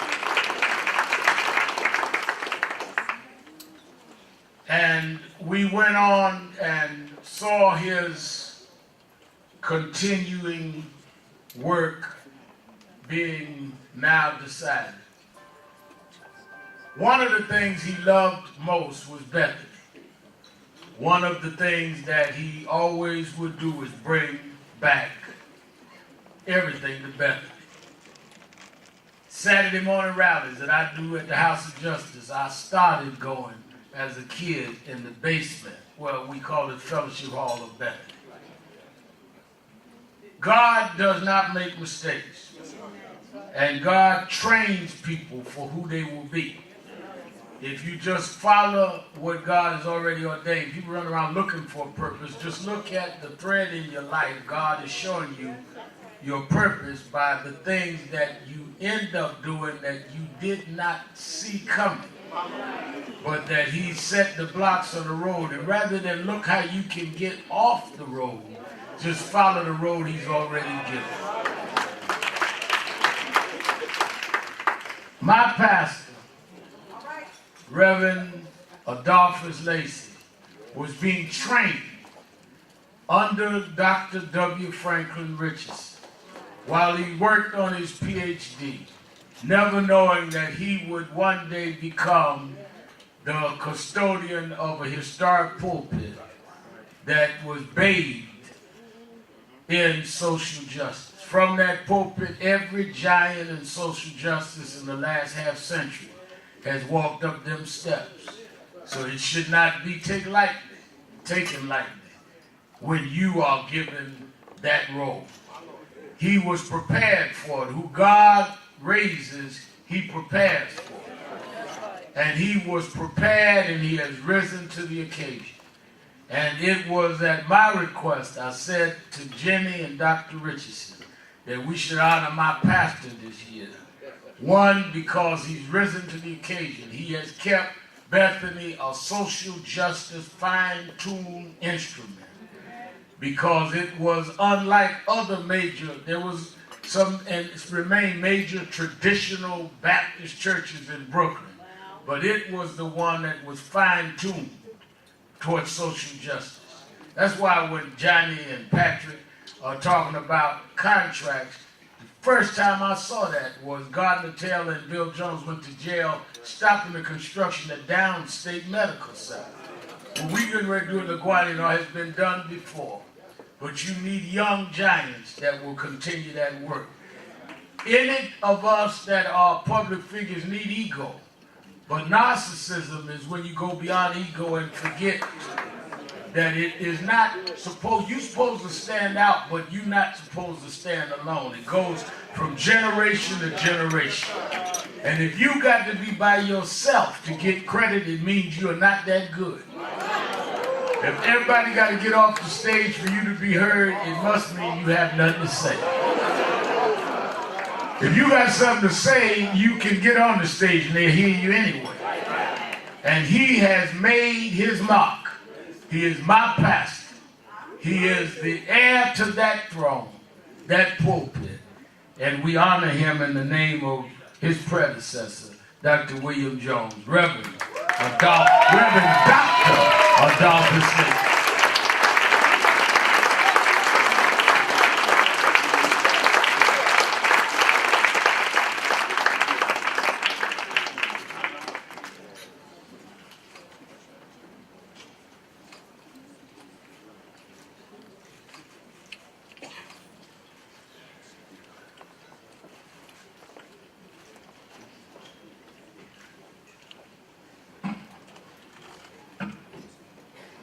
To God be the glory. Great things God has done. God is a God of confirmation and a God of continuity who does not waste favor. Envision, if you would, a kettle of popcorn of all kinds of varieties: caramel, cinnamon, butter, etc. As you reach in, you grab a different piece, yet it is connected to that which was before it. That's my story. A story of lineage. A story that reminds me that I am not an accident. I reached in my kettle in June of 1989 when I personally met Reverend Dr. W. Franklin Richardson at the opening of the Baptist World Center in Nashville, Tennessee. Although I heard him speak before at the Layman's Division in 1983, this time I was able to speak to him personally. He was in the presidential entourage as the general secretary, and yet he paused to recognize me. He shook my hand and tapped me on the shoulder and said, "Glad you could be here." Little did either of us know that I would serve that ministry of Grace Baptist Church for 12 years. I drew another kernel of popcorn in the fall of 1992 when I visited and toured at the behest of Reverend Dr. Clayton Lee, the Bethany Baptist Church of Brooklyn. Dr. Jones was not there, though his presence was felt as I climbed those 4 steps into that lofty pulpit, in fear and in trembling, expecting him to show up and ask, "Who are you? And why are you in my pulpit?" Little did I know that I would be the 11th pastor of the history-making Bethany Baptist Church of Brooklyn, New York. I drew yet another kernel when I met Reverend Al Sharpton in the hospitality suite of the New York Hilton during the annual session of the National Baptist Convention, USA Incorporated in 1993. I met Reverend Jesse Jackson of Push, and Labor Secretary Alexis Herman, Commerce Secretary Ron Brown, New York City Mayor David N. Deacons, and others. And in this sea of celebrities, Reverend Sharpton did not rush past me to meet and greet. Instead, he stopped and said, "Hi, I'm Reverend Al Sharpton." He said, "What seminary do you attend? How do you like New York? Is Rich treating you okay?" He was real. He was rare. He was and is forever my friend. And while Hail to the Chief is not played when I enter a room, I feel prouder than any president when I hear the words of this world-renowned freedom fighter, prophet, and preacher say, "Bethany is my home, and Reverend Lacey is my pastor." All of these kernels bring me full circle to humbly accept this award that God has been grooming me for since 1989 in the company of people that God has strategically placed in my life. I praise God for Dr. Richardson, Reverend Sharpton, Bishop Moore, and Dr. William Augustus Jones Jr., whom this event and award is named after, and whose legacy is maintained by my friend and sister, Jennifer Jones Austin. I am buoyed and fueled for ministry because of each of you. I am also encouraged to share this honor with my fellow awardees, Bishop Swan and Bishop Sapp. Each of you embody what it means to be a servant of God. I am blessed to be counted in their number. And my partner and soulmate for life, the incomparable Cheryl Matthews Lacey, is unable to be with us. However, I wish to affirm her publicly in this space. I celebrate her for who she is, an awesome woman of God. I thank her for demanding the best in me, hence releasing my potential, and for mothering two extraordinary children, Cameron and Matthew. To my friends and the disciples of the Bethany Baptist Church, thank you for trusting and investing in me. We look forward to even greater things in the future as God enables us to impact our community. And finally, to all of us, Reverend Sharpton and this NAN assembly, permit me to prophesy over you. Freddie Douglass said, "Without struggle, there is no progress. Power concedes nothing without a demand. It never had and it never will.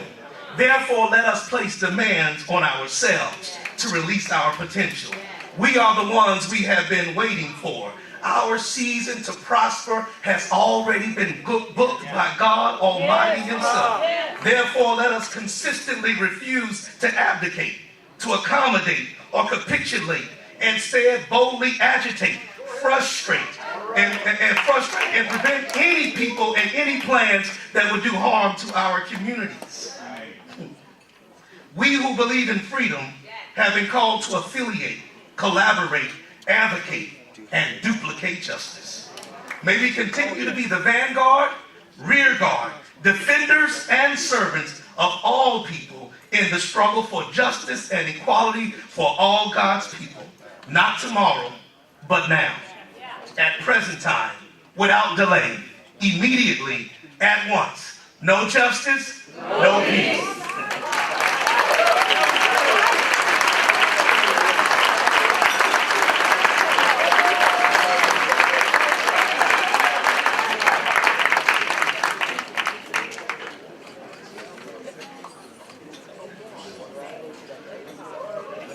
Is there a word from the Lord? Is there a word from the Lord? We are honored today to have one of God's great pulpiteers. We in the New York area know him well. He pastored here and really made his mark not only as a pulpiteer, but as a pastor in the community. And he has been blessed to be now a bishop in the AME Zion Church. And when we thought, you know, we have a high bar here to preach to preachers, but he easily has done that and more. And we are honored to have him as our preacher today. May we pray with him and stand with him as he comes before us in the capacity of a bishop in the AME Zion Church.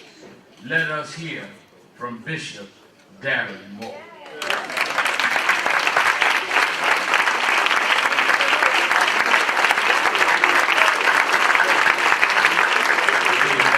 bless you. God bless you. Amen. I'm going to take off my watch and lay it here.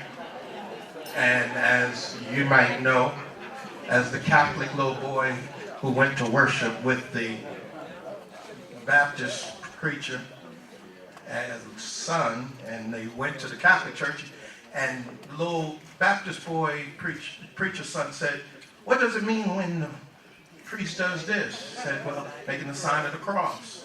"What does he do when he bows down?" "It's genuflecting." He went with the Baptist preacher's son to church next week, and the Baptist preacher took off his watch, laid it on the pulpit, and the Catholic little boy said, "Well, what does that mean?" He said, "That doesn't mean a thing."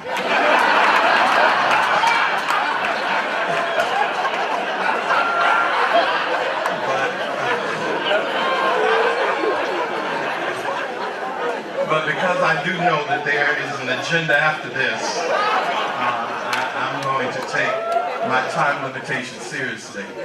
I need to acknowledge the leadership of this dynamic individual in the Reverend Al Sharpton. He is a global leader. I'm grateful to him even for my being here, not only for the invitation, but he and I were speaking. I was speaking at a prayer service. He was the banquet speaker. We arrived in Jamaica on the same flight. It's good to hang with Reverend Sharpton because they had sent a car for me, but I stayed close to Reverend Sharpton, and not only did I get the car, but I got the police escort as well. And I was in the car with Reverend Sharpton, and they were going 80 miles an hour around these small roads in Kingston. 80 miles an hour, so much so the car was turned on 2 wheels. And Reverend Sharpton and his bodyguard said, "Now if you don't stop this car and slow down, because part of protecting my life is making certain that you don't kill me on this road." And so I was sitting there saying, "Thank you, Jesus. No justice, no peace." But I'm also grateful for Dr. Franklin Richardson, who, as the pastor of Grace Baptist, indeed that was the bougie congregation in Mount Vernon. I'm grateful. Am I right about it, Bishop Edwards? I'm grateful that he allowed me to pastor the satellite location for those that couldn't pay the dues at Grace. At Greater Centennial. And Greater Centennial's in the house. Amen. And Zion is in the house. I have to acknowledge my wife of 33 years. I know you look at her, you look at me, you look at her, you look at me, but she did rob the cradle. And then I acknowledge, in addition to all the other AME Zion preachers who are here, I acknowledge Ms. Karen Hill, who is the president and CEO of the Harriet Tubman Home. Stand up, Karen. The AME Zion Church is privileged to be the stewards of the 32 acres that comprise the Harriet Tubman Home in Auburn, New York. Harriet Tubman was a member of the AME Zion Church, and we continue to hold the legacy dear to us. And we ask that you continue to be an advocate, because we don't know what will happen out of Washington, but 2 of the last acts that President Obama did was, 1, to make the Harriet Tubman Home a national park, and we're excited about that, and to ensure that Harriet Tubman's image will become the first woman on the $20 bill.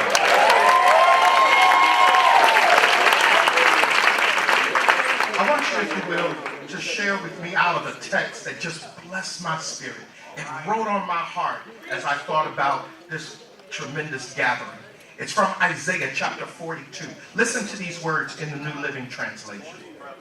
It says, "Look at my servant." Everybody say, look. Look. Look at my servant whom I strengthen.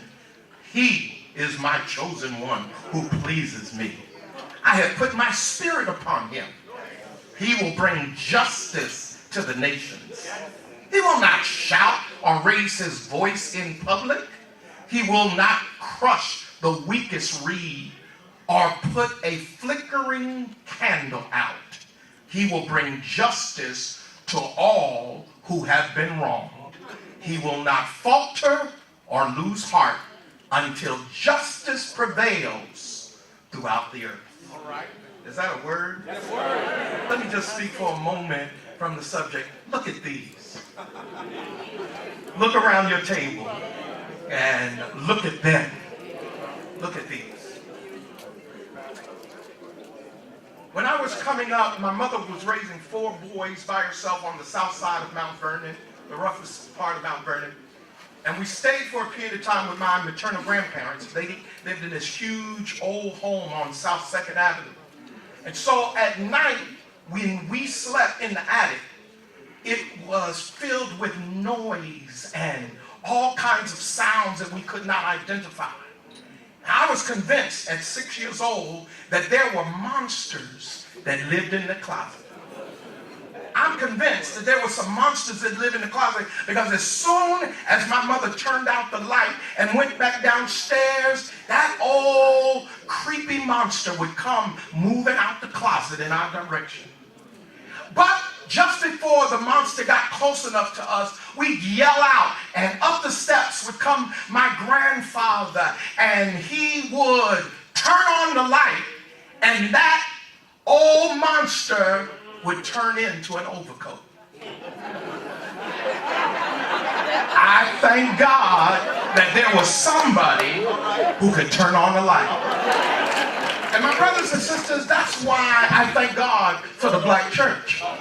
Because the fact of the matter is that we're living in a society where there are monsters roaming to and fro.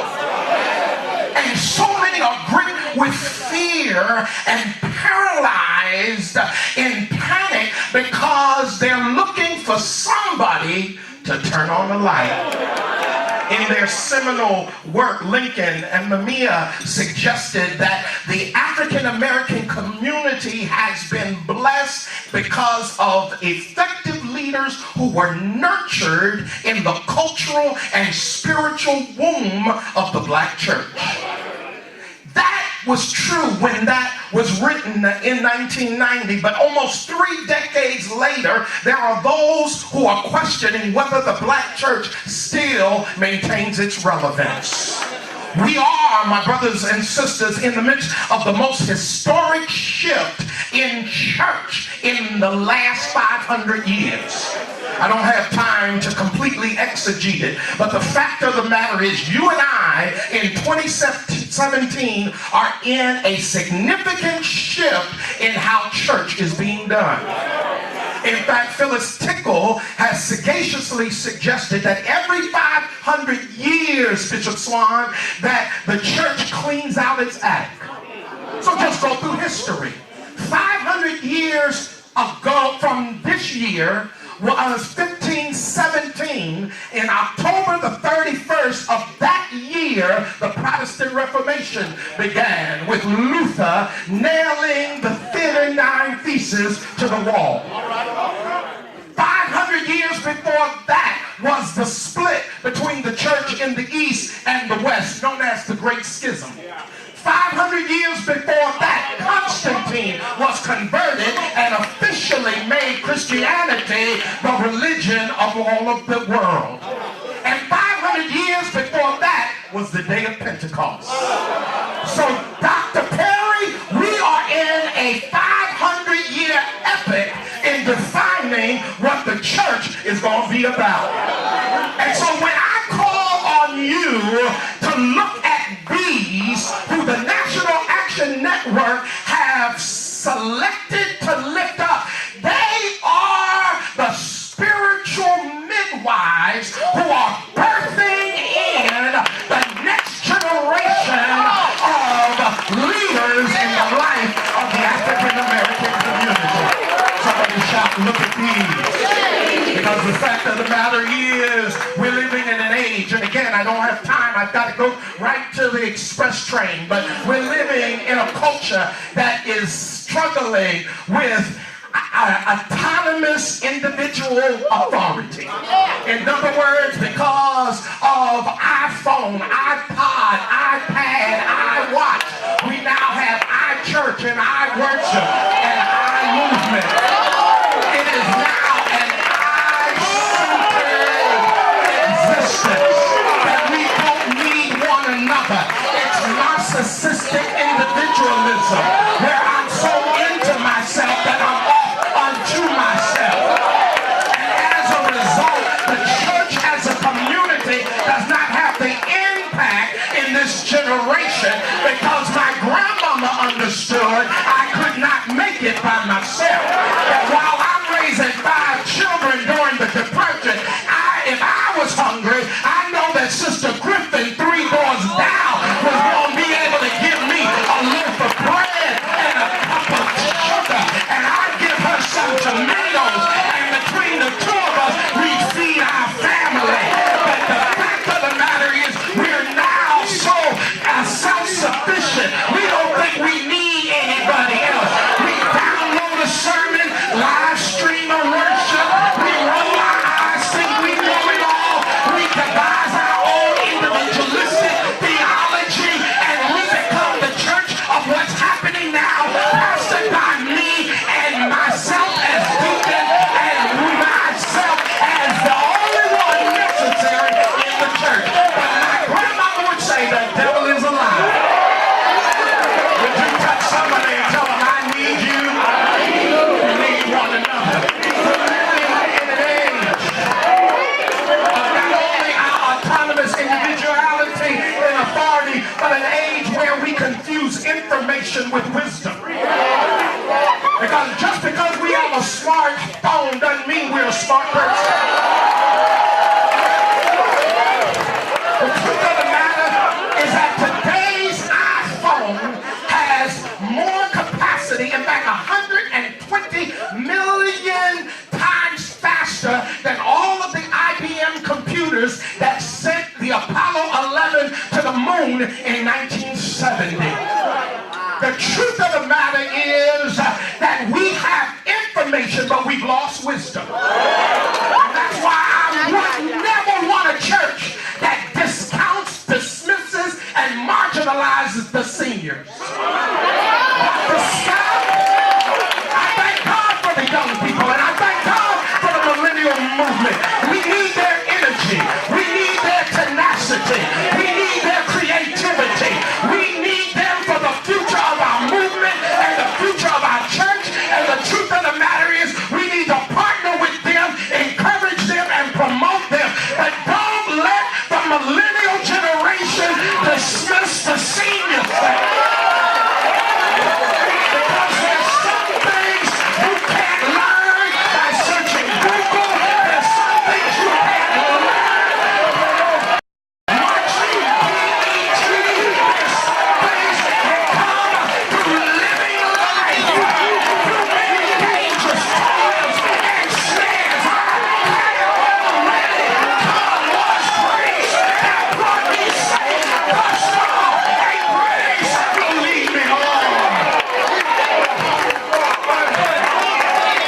But also, there is the danger of immediate gratification and instantaneous accomplishments. We want it to happen right now. Right now. Now, there's some advantages to that. Because our generation, Dr. Richardson, Reverend Al, is a generation that holds a meeting to talk about the meeting, to talk about a meeting, to meet about holding the event. But Tamika's generation texts a message, tweets a message, and they gather because somebody put it on Facebook, Instagram, Snapchat, and they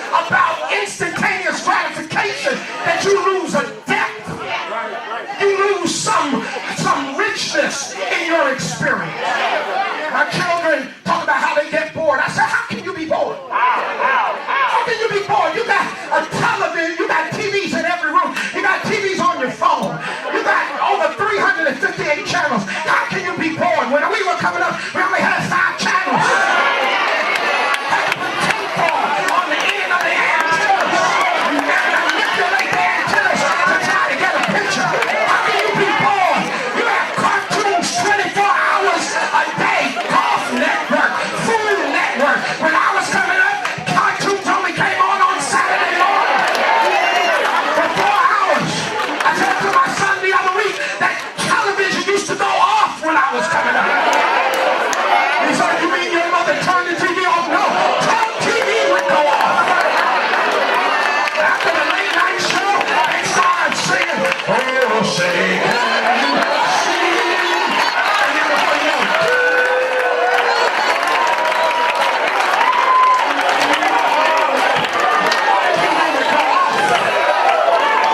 but now they're bored.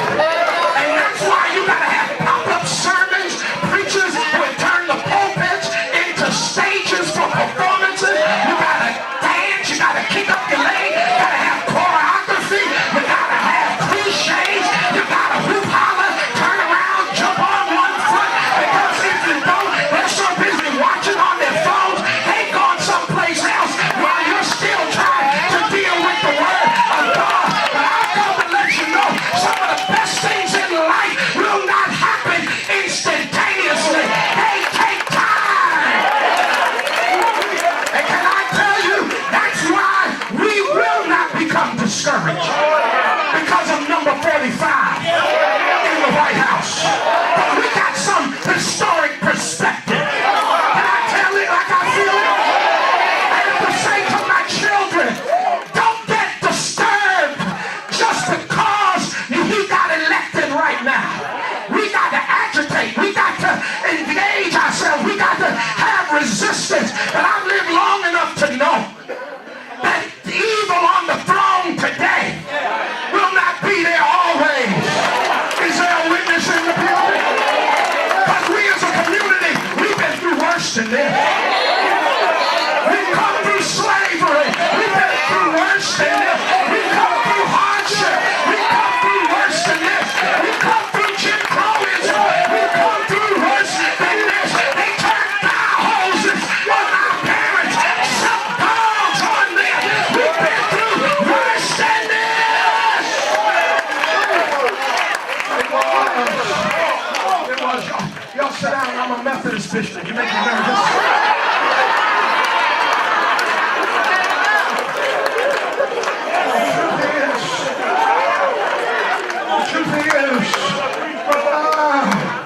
The truth is that it was the fight between Tyson and Holyfield. And during the fifth round, Tyson hit Holyfield with a devastating blow. But Holyfield made a comeback. And when he was being interviewed by Imad Rashad afterwards, Imad Rashad said, when did you know you had won this fight? To which Holyfield said, in the fifth round. And Imad Rashad said, the fifth round was the time he hit you with that devastating uppercut. And Holyfield said, I know he hit me with his best shot. And I shook myself. And I said, if he didn't knock me out with his best shot, I was about to win this fight. I didn't say anybody up in here who can testify we gonna win this fight. Because they hit us with their best shot. And turn to your neighbor and say, neighbor, I'm still here. Come through a lot, but I'm still here. I'm gonna win this fight. So let me close when I tell you, don't you become discouraged and give up in this era of Trumpism. Because my brothers and sisters, Trump is not a sudden tectonic shift. Trump is the fruit of the rotten seeds that have been planted in America for generations. And don't you ever get so focused on personality that you lose sight of principle.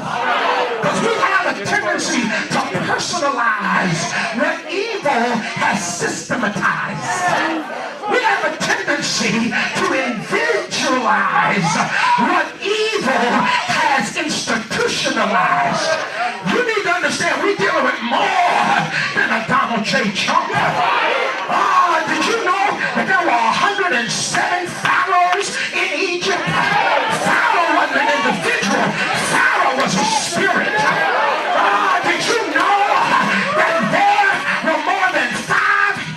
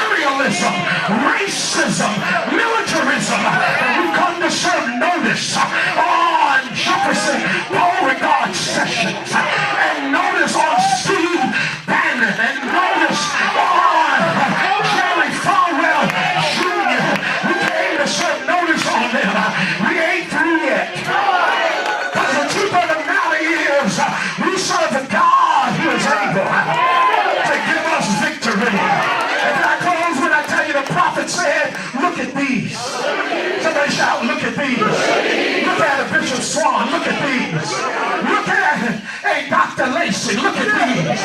Look at a Marvin Sapp. Look at these. But look at a William Franklin Richardson. Look at these. Look at an Al Sharpton. Look at these. They've been through too much. Look at Jennifer John. Look at these. They've been through too much. And is there anybody here at this table who can say, look at me? I've been through some things. But God's grace has kept me. And if you think I'm going to throw in the towel now, you got another thought coming. Because we are dealing with, here's what the text said, some bruised reeds. Bruised reeds. What's a bruised reed? A bruised reed did not bruise itself. A bruised reed was not bruised because of some DNA malfunction. A bruised reed is not bruised because they did not have enough personal responsibility. A bruised reed is not bruised because they are racially inferior. A bruised reed is because some intentional act externally has bruised them. So they need some assistance to deal with their healing. Because being bruised is a pre-existing condition.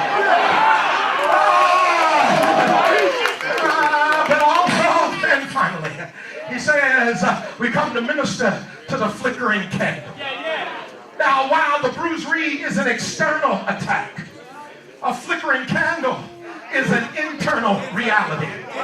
Because when I've been bruised long enough, my fire begins to dwindle. What do you do when the light starts to go out? Well, that's why we need to come together at National Action Network. Because we need somebody to encourage us. So as I take my seat, would you just grab the hand of your neighbor? And when you touch your hand of your neighbor, you just made a connection. Did you feel that power surge through you? Did you feel that energy surge through you? So will you help me preach to your neighbor? Say, neighbor, don't lose hope. Neighbor, don't quit. Neighbor, don't give up. As greater is he that is with you than he that's in the world. And if I were in church and not in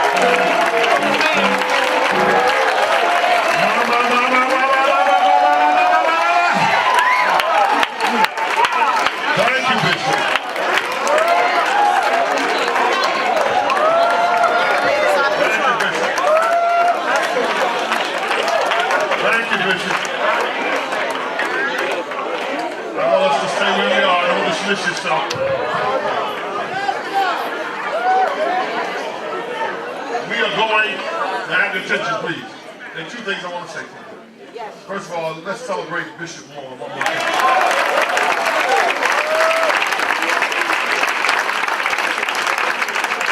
I want to say to you, we need you to go with us next door to the ministers' panel. It's an important part of this afternoon's activity so that we get focused. We've had food, we've had spiritual food, we've been inspired, and at the panel we will be more content focused and analytical, and I hope you will stay with us. Also, there are envelopes available. I wish that you would make a contribution to, I want to thank all the churches that are partners with us, but those of you who are here at the dinner, we never charge for this dinner because we want you to know that we want you to be here. So the envelopes are there. Please give them to the staff on the way out, and they'll be happy to assist you. That being all, again, thank you for coming. Please go to the panel. Bishop.